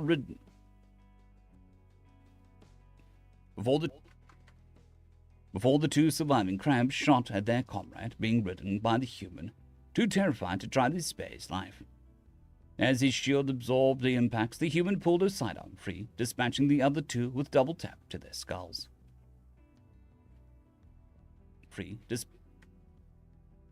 As his shield absorbed the impacts, the human pulled her sidearm free, dispatching the other 2 with a double tap into their skulls. This left the one crab that she was riding, who was bucking around, reaching back as far as he could, trying to snip and snap at her, right up until he felt the knife press against his throat. The struggling stopped as he heard a voice, "Settle down before I gut you." The crab quickly stopped. He wasn't a real hunter-killer, he was just a juvenile in training. Most of the veterans were on the front line, leaving these important junctions to be defended by juveniles with veteran commanders. Leaving these important junctions to be defended by juveniles with veteran commanders to try and get them up to speed. But now his legs were quivering, both with the weight of the dense human and fear that was going to happen. Both with the weight of the dense human and fear at what was going to happen. "Hold your claws up in the air," the juvenile complied. There was a strange snapping sound and left his claws. There was a strange snapping sound, and he felt his claws pinched shut, some sort of rubber bands holding them closed. Then he felt a knee jab his side. "Turn around, forward." The humans looking on their canyon. The humans looking on the canyon floor laughed as the human raised a hand and waved from the back of the new ride.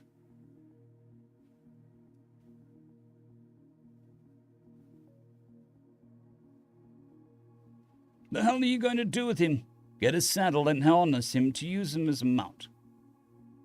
The hell are you going to do with him? Get a saddle and harness. The hell are you going to do with him? Get a saddle and a harness to use him as a mount. Walking is for suckers. All right, MJ, you win. I'm not MJ, damn it. I'm Mary Jane, big sister of Billy Bob Space Trucker.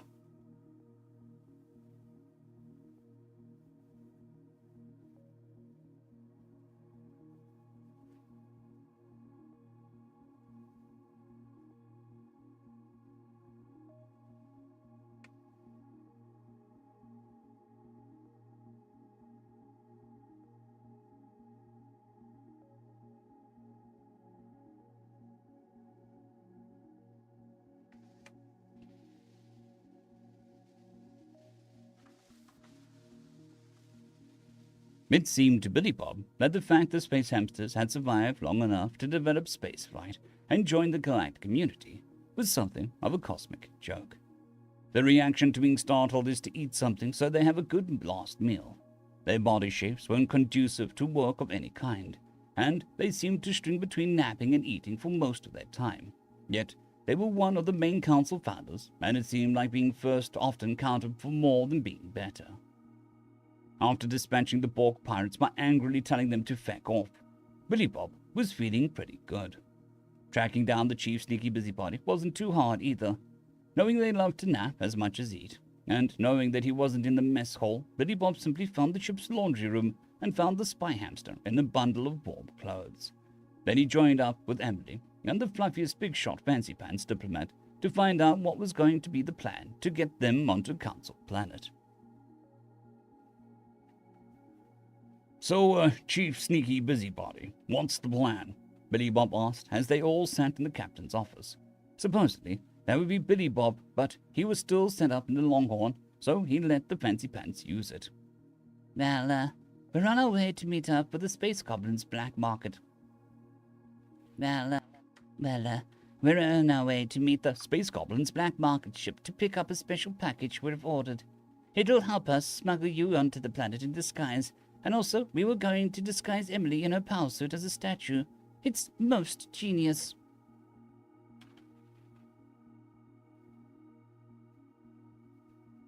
Won't they be able to tell the statue is a fake easily? Won't they be able to tell the statue is a fake easily? Emily asked. Well, who would bother checking a ship belonging to our most important senator? Oh, because you guys are so incompetent, no one would dream you guys of being spies, Billy Bob said. Because you guys are so incompetent, then no one would dream of you guys being spies, Billy Bob said. What? I say, Humph! The big shot fancy pants muttered. I mean because you're such trusted members of the council. No one would doubt his loyalty, Billy Bob tried to correct himself. Once we're in place, we'll get close to the big council meeting, which will be especially important because they're trying to drum up more support for the war against your peoples. So Emily will unveil the suppression device, and we can lead the revolt against the other founders and end the war. So they don't have much security at these things? Well, quite a lot of security, actually. So what's the plan for stopping them from killing us? Billy Bob asked as the hamsters paused and looked at one another. Well, one was to assume that you two can simply dispatch them, yes, sir?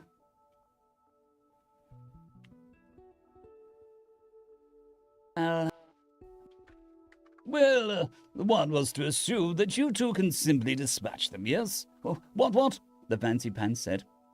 But won't Matriarch Annette be there? Emily asked. Oh, we're going to give her lots of food laced with sleeping agents to knock her out. What's a matriarch? Billy Bob asked and looked around. But I don't mean the definition of a word. What are we talking about here? I keep forgetting that you were passed out when that one attacked at the museum, Emily said, and reached across the desk in the room to bring up an image on the screen from the extranet. Jesus Christ, that's a walking bus. Fucking hell. How many claws and spiky legs does that thing have? That's going to be there? Bring me a grav tank or something. Feck, that noise. Is that to scale compared to a Libertonian? Yes, Emily said with a nod. Feck! How many matriarchs are there? A few thousand, but most aren't this big. The older and more successful they are, the bigger they get over time. They have a legend about a matriarch who united them, that she was the oldest and largest of them all.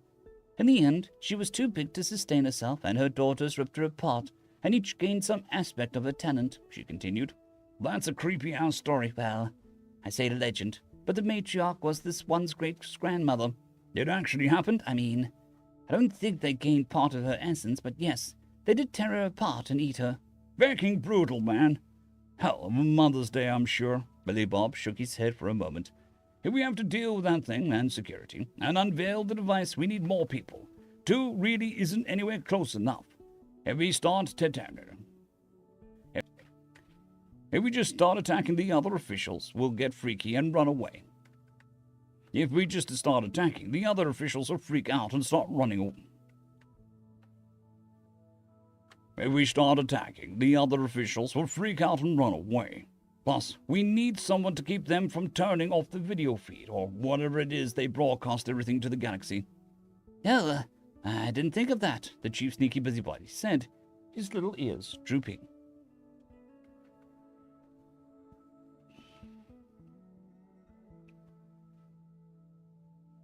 Well, I have help on that front. A Libertonium team is waiting in system for our rendezvous, and that should be what we need for this, Emily said with a nod. You know, just in case this fails, I should ask the CIA.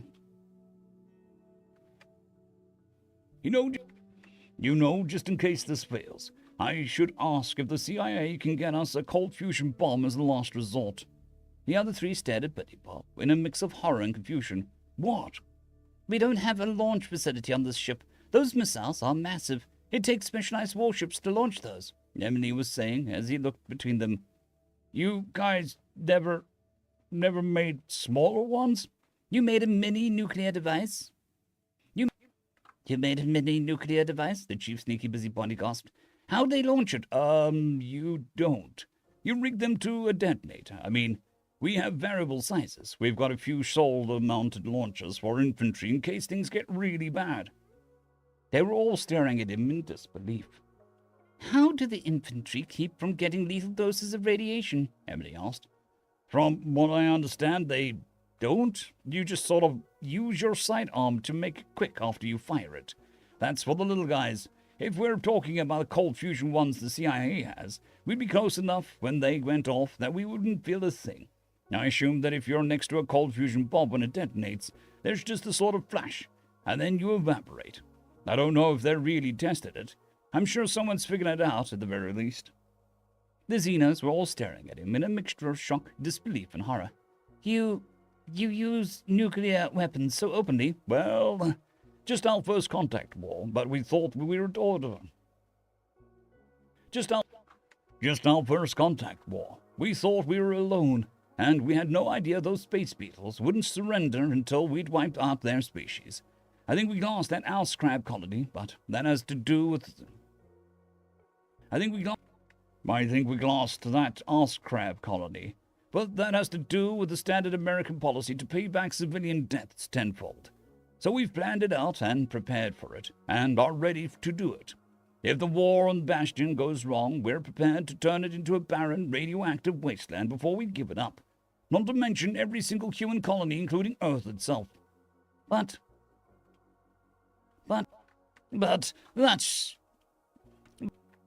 that's your home planet, the fancy pants gasped out. Well, yeah.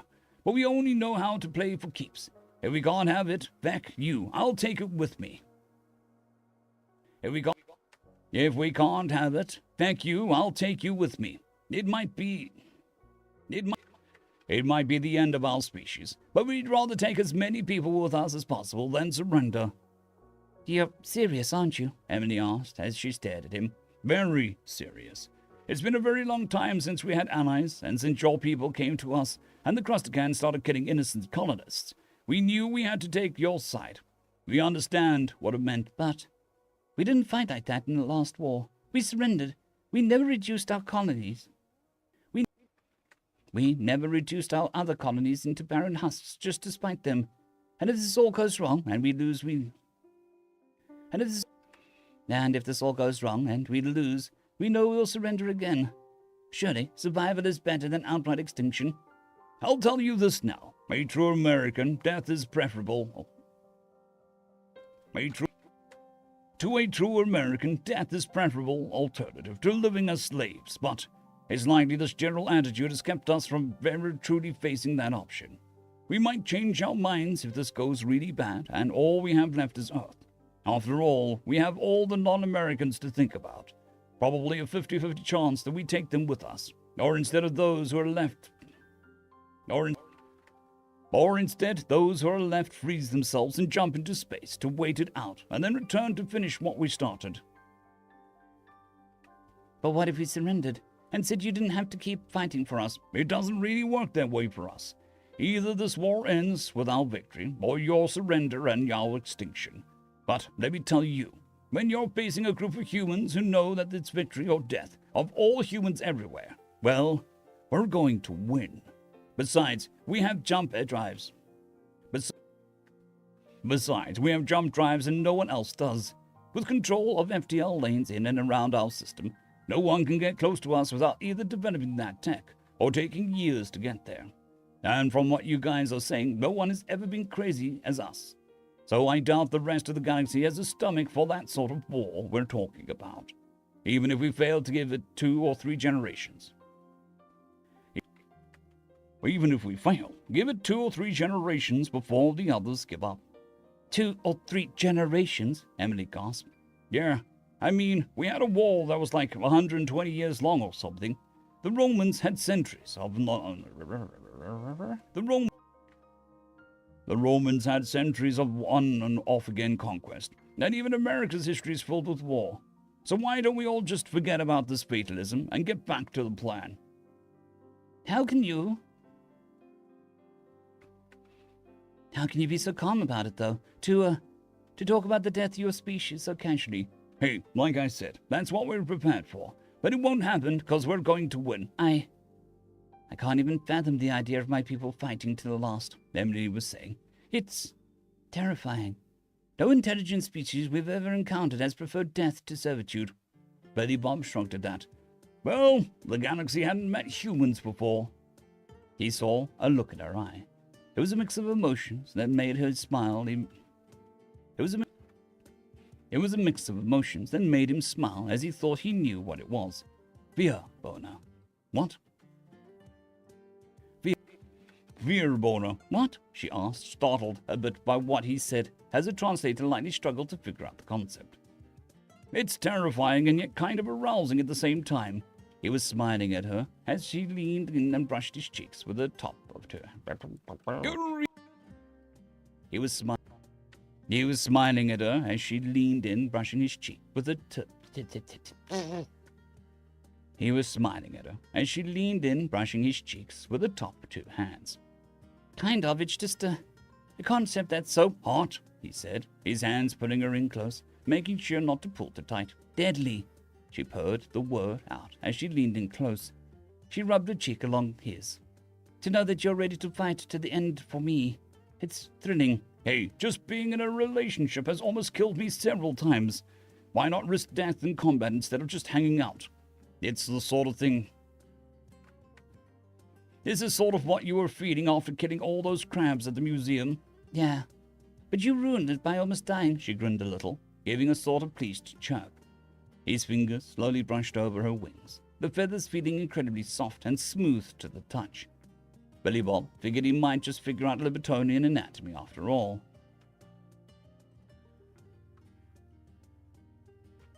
When he heard the hamsters.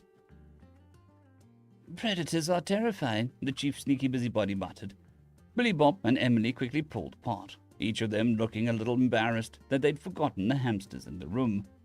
Billy Bob coughed into his fist for a moment. Billy Bob coughed into his fist for a moment, and then decided to sit down. Should we leave? The space hamster ventured. The space hamster ventured, as both Emily and Billy Bob shook their heads. No, it's fine. It's just predator things, Billy Bob said, and Emily nodded in agreement. Anyway, the device that Emily has the blueprints of, do we just stick it into some sort of USB and upload it to their PowerPoint presentation at the event? The hamsters looked confused again, but Emily spoke up. I have it with me, actually.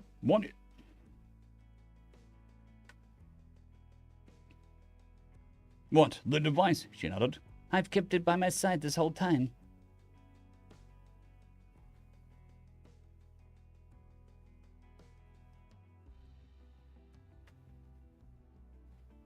Oh, it's tiny. No, it's a decent size, but I keep it in a pocket dimension. Billy Bob blinked in surprise, and the hamsters looked a little startled as well. A pocket dimension? I thought we were there. A pocket dimension. I thought only we had the skip drives. I assure you, humans are the only ones crazy enough to skip through the edges of reality. No, this is just a device that keeps things in another space for easy storage. We only recently created it. She pulled from a belt and a small thing came out. She pulled from a belt a small thing that he thought looked like an ancient coin purse, only black and made out of sci-fi materials instead of whatever they used a few centuries ago. She pressed a button on the top and a bluish light poured out on the top of the strange thing. She pressed a button on the top and a bluish light poured out at the top of the strange thing. Billy Bob had no idea what he immediately... Billy Bob had no idea why, but he immediately reached out for it as he heard Emily tell him not to. Billy Bob. Billy Bob had no idea why, but he immediately reached out for it as he heard Emily tell him not to. But once he touched the thing, he seemed to be drawn into it. He seemed to be drawn down into it. There was something like a strange flash of entering the skip space, but this time he was floating in blue, not like water, just blue. For some reason, he didn't need to breathe. Looking around, he saw some sort of mechanical device about the size of a washing machine, but it looked more like a lumpy mechanical turtle. Beyond it had seen...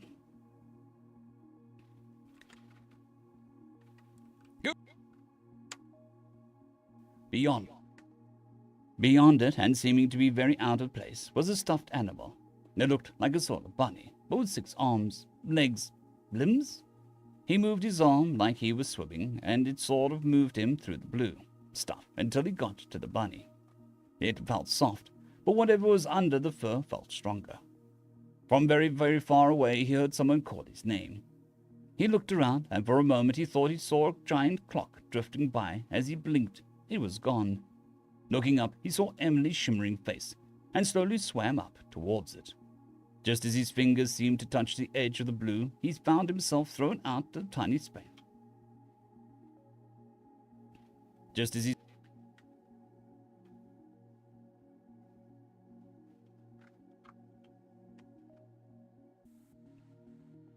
his fingers seemed to touch the edge of the blue, he found himself thrown out of the tiny space purse, gasping in surprise as he was dumped onto the floor in a heap. Ow! Billy Bob! Emily leaned down to hug him, then proceeded to start hitting him after the brief tug. What's wrong with you? I was told living things can't enter the pocket dimension or they'll die. How was I supposed to know that? I just touched the damn thing. You need to be more careful. She paused and leaned up before gasping, pulling the stuffed animal from his hands. You found Percy. I thought he was lost forever. She clutched the toy to her chest, which she realized was a bit bigger than he'd first expected. Perhaps 2 feet long. He saw there, mildly confused before shrugging it off. He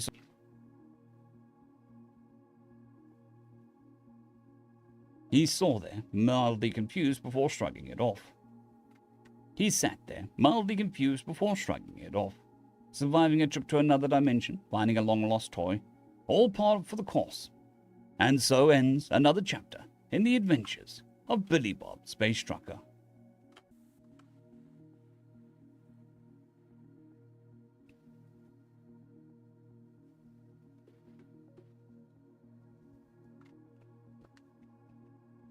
Well, if they gave that technology to the humans, or the Americans, the war would change very quickly.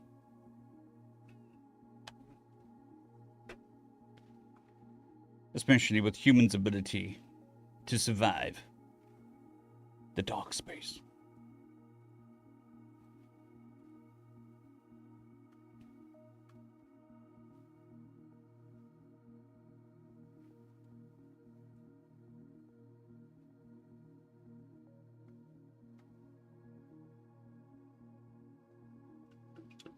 You went out, probably.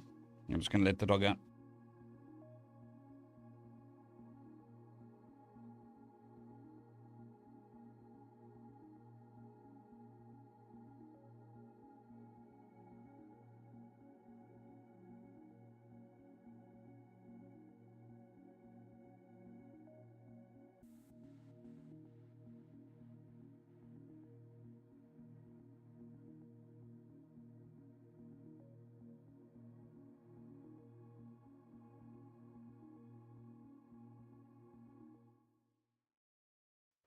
You can always put big bombs into small packages. Depending how big the pocket dimension is.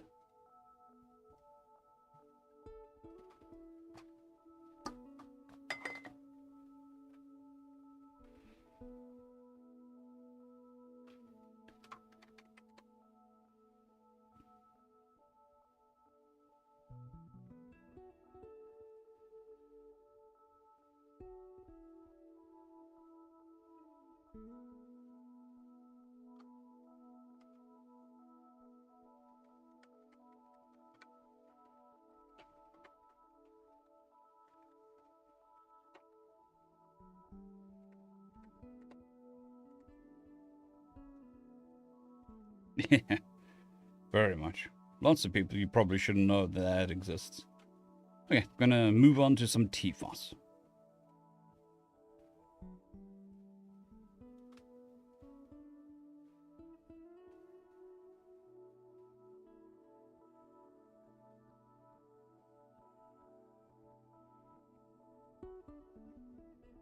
Greetings, ladies and melodists, and welcome to the latest edition of Tales from Outer Space, where I take stories from across the internet and read them for your entertainment.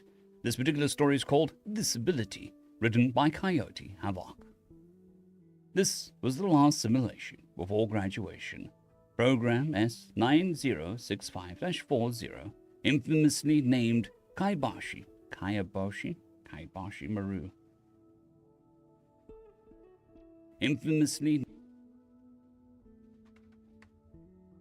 Infamously nicknamed Kaibashi Maru. The unwinnable situation, designed to identify shortcomings not previously addressed and ensuring that only the best cadets graduated. Cadet Alana Levi had anticipated this moment from the beginning of her training, singling out whom she deemed would be ideal at what station for when this day arrived. They would never be considered the best.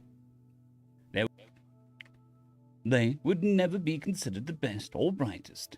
The majority had difficulty paying attention in class long after traits. Had difficulty paying attention in class along with other traits considered undesirable by the faculty. But they were perfect in every way for what Cadet Levi had in mind. I do remember the test. I just couldn't remember the pronunciation.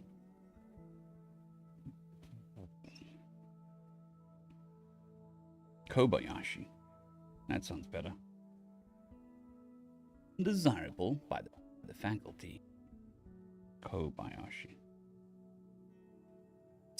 Singling out whom she deemed Alana Levi, only the best cadets. The unwinnable situation. Infamously nicknamed Kaibashi Maru.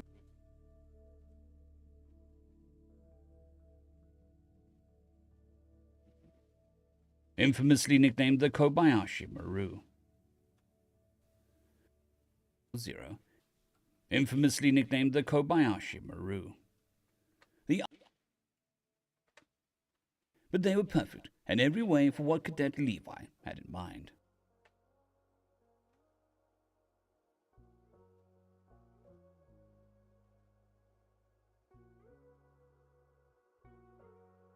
What did I say? Kobayashi. 6 nicknamed the Kobayashi. Yes. Nicknamed the Kobayashi Maru. Nicknamed the Kobayashi Maru. Kobayashi. Nicknamed the Kobayashi.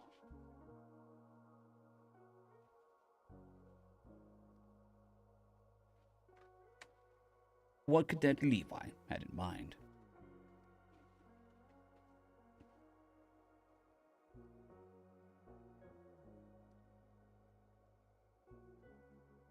Bridge crew ready. Cadet Levi tried to hide the smile threatening to expose her. Aye, bridge crew ready. Unlike most people, Cadet Levi had a unique ability from birth. In her younger years, she struggles with it constantly, not knowing how to use it properly.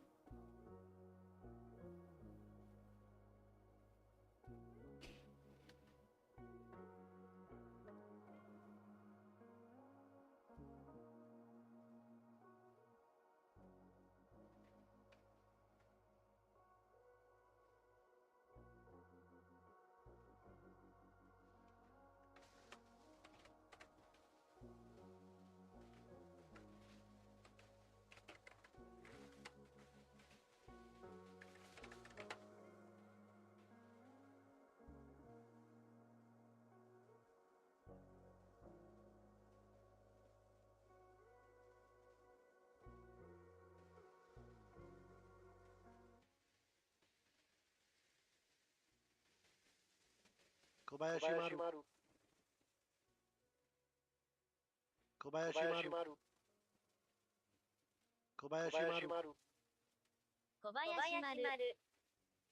Ow.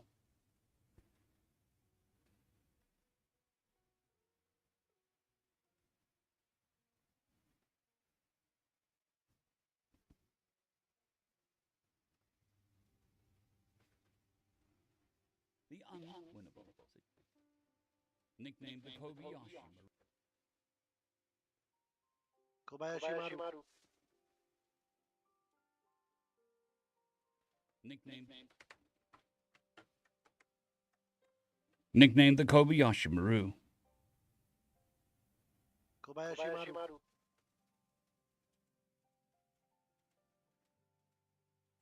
Nicknamed the Kobayashi Maru.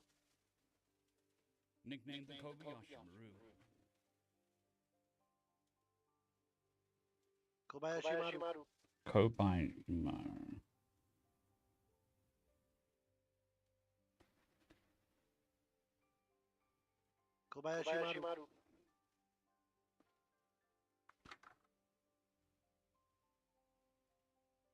the Kobayashi Maru. Kobayashi.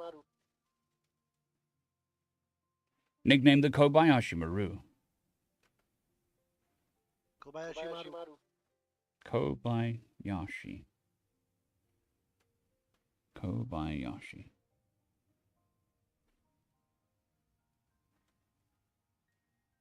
Nicknamed the Kobayashi Maru. Kobayashi. That sounds right. Kobayashi.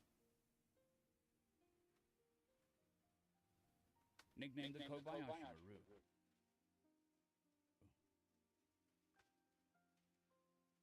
Nicknamed the Kobayashi Maru. Kobayashi Maru. Nicknamed the Kobayashi Maru. So, according to the Pronounce website, that is right.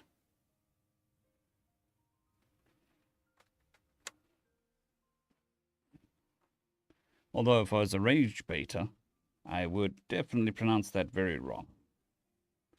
Not knowing how to use it properly. It wasn't anything fancy like telekinesis or clairvoyance, and to be honest, having those abilities might have made her life even more difficult, if not unbearable. It wasn't until she was exposed to a book titled Animals Make Us Human that she unlocked the first steps to understand what her part about that she unlocked the first steps to understand what set her apart.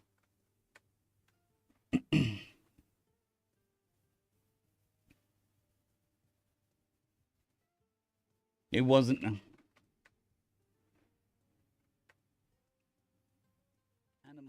Make Us Human that she unlocked the first steps to understand what set her apart from everyone else, and how much less than unique she actually was. For most people, she had always been considered weird, strange, or unique if the person was trying to be polite. Her private study of that one author led her to identify individuals, or rather how normal people would identify those individuals for her. It took all 4 years of college to identify people with the traits she needed, to befriend them and convince them that they could make history if given this one chance. Begin simulation. 4 years of college and another 4 of cadet training, all hinged on this one moment. Distress call received from the UTS Heather Kuzmich. Distress call received from the UTS Heather Kuzmich, ma'am. Cadet Richard Wiseman. Alana had identified him as her comms officer in her freshman year of college, an outcast like her, but with an amazing talent all of his own. The vessel is taking sustained fire from an unknown vessel. Wiseman, transfer coordinates to navigation. Cadet Kinney, please jump when ready. I would like to be at the 30-degree I would like to be at the 30-degree declination. I would like to be at the 30-degree I would like to be at the 30-degree declination to the distressed vessel upon arrival. Cadet Kinney nodded in response and began working his station like Mozart at a piano. Cadet Levi continued to wear a passive face all the while, wanting to be a fly on the wall in the observation area. The view screen displayed an abrupt light speed jump as the computer worked out the vessel arrival angle based on the trajectory Kinney had input. In seconds, that had home simulator command nearly nose to nose with the simulated transport, passing within 100 meters of the bow of the vessel and sliding under like a dolphin bouncing through. And sliding under like a dolphin dancing in the wake of an old maritime vessel. Kinney, bring us about. Dallas sensors, if you please. Kinney and Dallas had found each other before Alana had.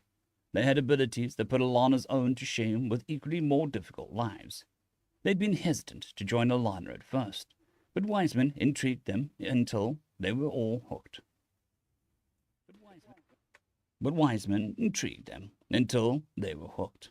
Thank you, Dallas.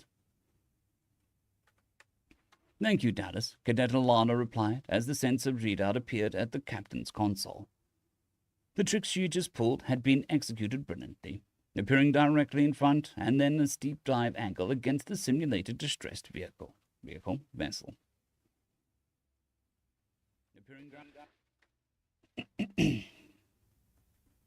Appearing directly in front and at a steep dive angle against the simulated distressed vessel had caused the computer to record her vessel as a temporary blip. Then the simulated enemy vessel, which had ceased fire and was swooping in on the other sensor shadow, Then the simulated enemy vessel, which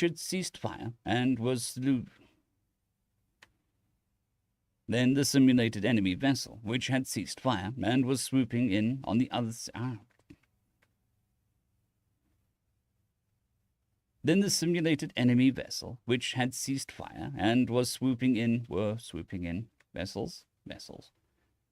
Then the simulated enemy vessels, which had ceased fire and were swooping in on the sensor shadow that now appeared in front of the stricken UTS transport while she was swinging about in the rear. UTS Heather Kazmich, this is Cadet Alana Levi of the UTS Hampton Roads requesting status update. The smile that Alana had been struggling to keep in check broke freely as the test administrator struggled to read out the script, frustration clear in his stammering. Understood, Heather Kazmich, Alana replied, not even hearing the rundown of the predetermined damage and conditions, taking only specific words from the monologue to heart. We are attempting to assist now.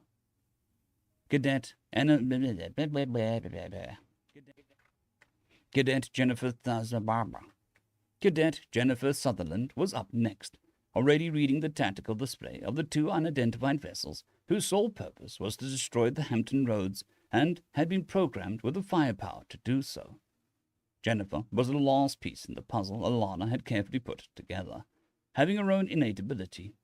The two had forged a bond that became friendship before becoming lovers for a year, but remained strong even after their affair. Vessels have identified us and are firing, Jennifer had calmed.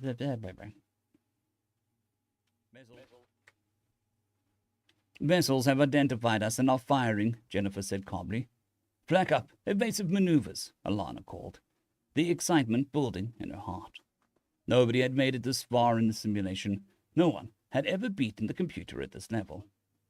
Time to bring it home, Alana ordered. Escape pods jettison from the Heather Kazmich. Escape pods jettisoning from the Heather Kazmich, Dallas called out. Identify escape pods and differentiate from incoming missiles. Identify escape pods and differentiate from incoming missiles, Alana relied. Recalculating flak, give me a manual control, Jennifer requested. Computer, manual control to sweeps. General, Computer, manual control to weeps. Alana Levi, 12799 Fox Romeo, Alana replied. Moving, 80 by 20 by 130, Wiseman called. Whenever you're ready, Jennifer, Alana called out. 300 contacts, 129 of them incoming fire and 71 escape pods, but including the debris programmed to interfere with the calculations while conducting a roll. Flak cannons intercepted missiles and torpedoes with ease, manually controlled by Jennifer, who was also bringing keeled guns online. The Hampton Roads continued into the roll as the keeled guns opened up on each enemy vessel in turn as it corkscrewed between the two enemies, leaving shattered hull plates and atmosphere bleeding out of both vessels.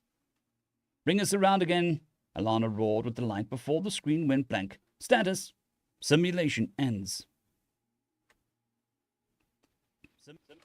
Simulation end. Filled the blank screens, and the doors to the simulation bridge opened to a screaming of the test administrator. "You cheated!" Alana swiveled in the command chair, her hands together, but only touching the tips of her fingers. "How?" Alana asked, her tone sickeningly sweet. "I don't know how, but I'll find out before your tribunal," the administrator threatened. "I'll give you a hand then," Alana said slyly. "You see, Jennifer has severe ADHD, meaning that she can't pay attention in a classroom worth shit, but she can track up to 425 different targets simultaneously. Wiseman has dyslexia, auditory as well as visual, but it allows him to fill in the blanks on garbled transmissions, such as the initial transmission of the simulation. Kenny is, as you already know, a very low-functioning autistic, but he has the ability to calculate unknown variables far better than your computers. Dallas also has low-functioning autism, same as Kenny, but is able to speak coherently and therefore my senses." "And how long have you been setting this up, Cadet Levi?" "Since I was diagnosed with Asperger's," Alana said viciously. "So there you have it. A bunch of disabled cadets just fecked your perfect simulation."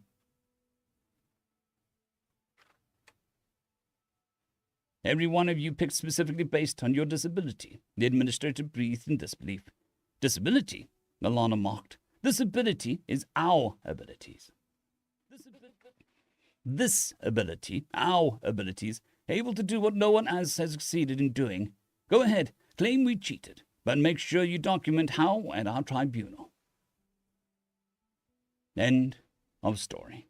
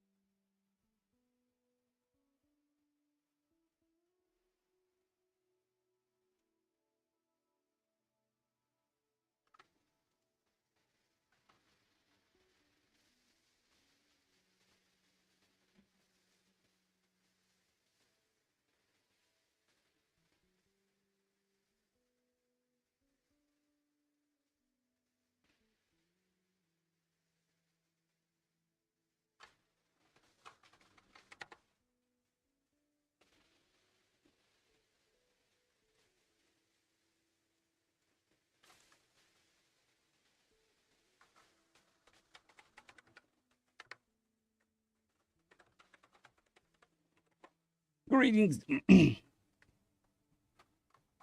Story number 2. The Milkies, written by The Milkies, written by Atra55. "Dad, why are the Milkies like that?" "I told you not to call them that." "Why not?" "Because it's impolite. Besides, the galaxy is only called the Milky Way in a handful of their languages, from one of their races. If you really want to become a diplomat like me one day, you should be careful not to use those kinds of words." "I changed my mind." "Huh, really? Are you sure?" "Fine, I'll stop saying it. But you need to explain to me why they're like that." "Like what?" "Like one race. They only have one seat at the Universal Council." They only have one seat at the Universal Council. They never go to war with each other. They always act like they're the best friends with one another." "Well, they're more idealistic than most, so they always try to do their best since they reached the stars." "Yeah, but they also all like war is bad, peace is good. The universe is beautiful. The meaning of life is art and science or taking care of others." "Oh, and you think that is bad?" "Well, it is kind of lame. I don't know how they even managed to survive in the space age with that kind of mentality. How did they get it all? Why hasn't anyone tried to conquer them since they're so soft?" "You find caring for peace, art, and science lame?" "Well, that's what the tree says." That's what the tree always says. Stop dodging the question." "Are you really? And you really think the tree is a good exemplar of our future diplomat?" stop dodging the question. Why don't you want to tell me about the Milky Way? Because, fine, I'll tell you the history of the Milky Way. But you have to promise me to listen and not interrupt me. I promise. Once upon a time, there was a galaxy far, far away. Dad, I'm not 5 anymore. You can explain to me like I'm an adult. What did you promise again? Seriously? In this galaxy, like most others, lived many different species. But they all had something in common. They found life very hard. They found their homeworlds full of danger and hardship. In fact, many of them thought that maybe their world was especially harsh by the galactic standard. A death world, as they called it. What a bunch of crybabies. Life isn't that bad on inhabitable worlds. To survive, they had evolved into what they thought were violent, greedy, and all-around evil races. And they hated it. They always hoped that someone out there could help them be better, because they had to be amongst the more evil races of the universe. These guys are delusional. There's nothing wrong with wanting to secure resources for yourself. That's logical. But still, they progressed technologically, and soon some of them reached the stars. The humans were amongst the first to discover FTL, and that's why they act as the leaders of the Milky Way. As they explored this galaxy, they found out about each other. They soon realized that life was harsh everywhere, and so they took it as a fact of existence. I mean, yeah, what were they expecting? Since nobody could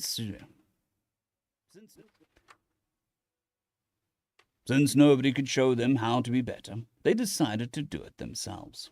They learned peace and harmony, studied beauty in art and nature, and discovered how to make their lives and the lives of others more tolerable. They built new garden-like worlds and museums of architecture. They gave up their petty squabbles and founded the Milky Way Galactic Federation. That's the dumbest people I've ever heard of. They're lucky there wasn't an ambitious species in their galaxy, or they would have been mercilessly enslaved long ago. Then the Croisers discovered how to cross intergalactic space, and the whole universe was open to them. They found out not everyone was an idealist as them. Thank the Creator. Nowadays, they're still trying to improve themselves as well as others, and that's why they're one of the most active members in the Universal Council. That means I'll have to deal with them? That's nearly certain. Oh, no. You don't have a high opinion of inhabitants of the Milky Way, do you? Well, I get why you'd want to be nice, but they sounded like They sound like crybabies, unable to deal with the reality of life. Tell me, would you like to visit the Milky Way one day? Based on what you say, it does sound like the great... It does sound like it's at least great for tourism, so, yes? Well, I did, back before I met your mother.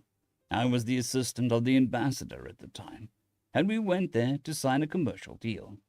It was on a planet called Eden, which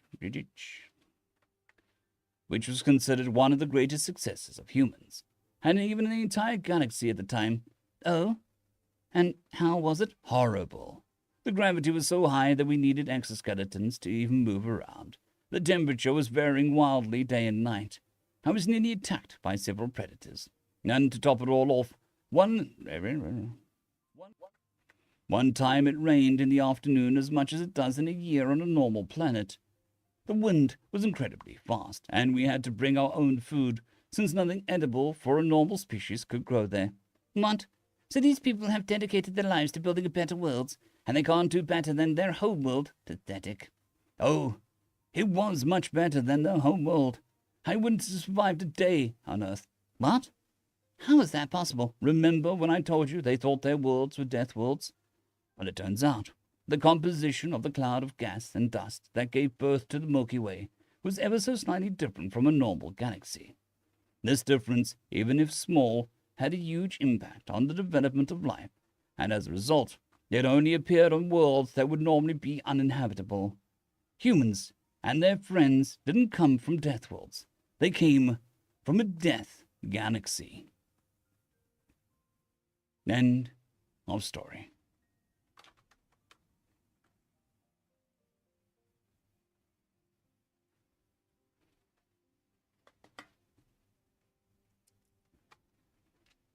Alrighty. think that's going to be me for today. Voice is going a little bit strained. At least we got stuff done.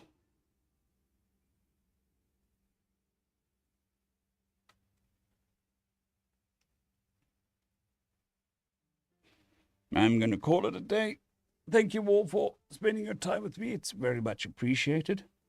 I do apologize for not being able to narrate more today, but it is what it is. So, yes, I'll see you all tomorrow. Hope you all have a good one. Cheers.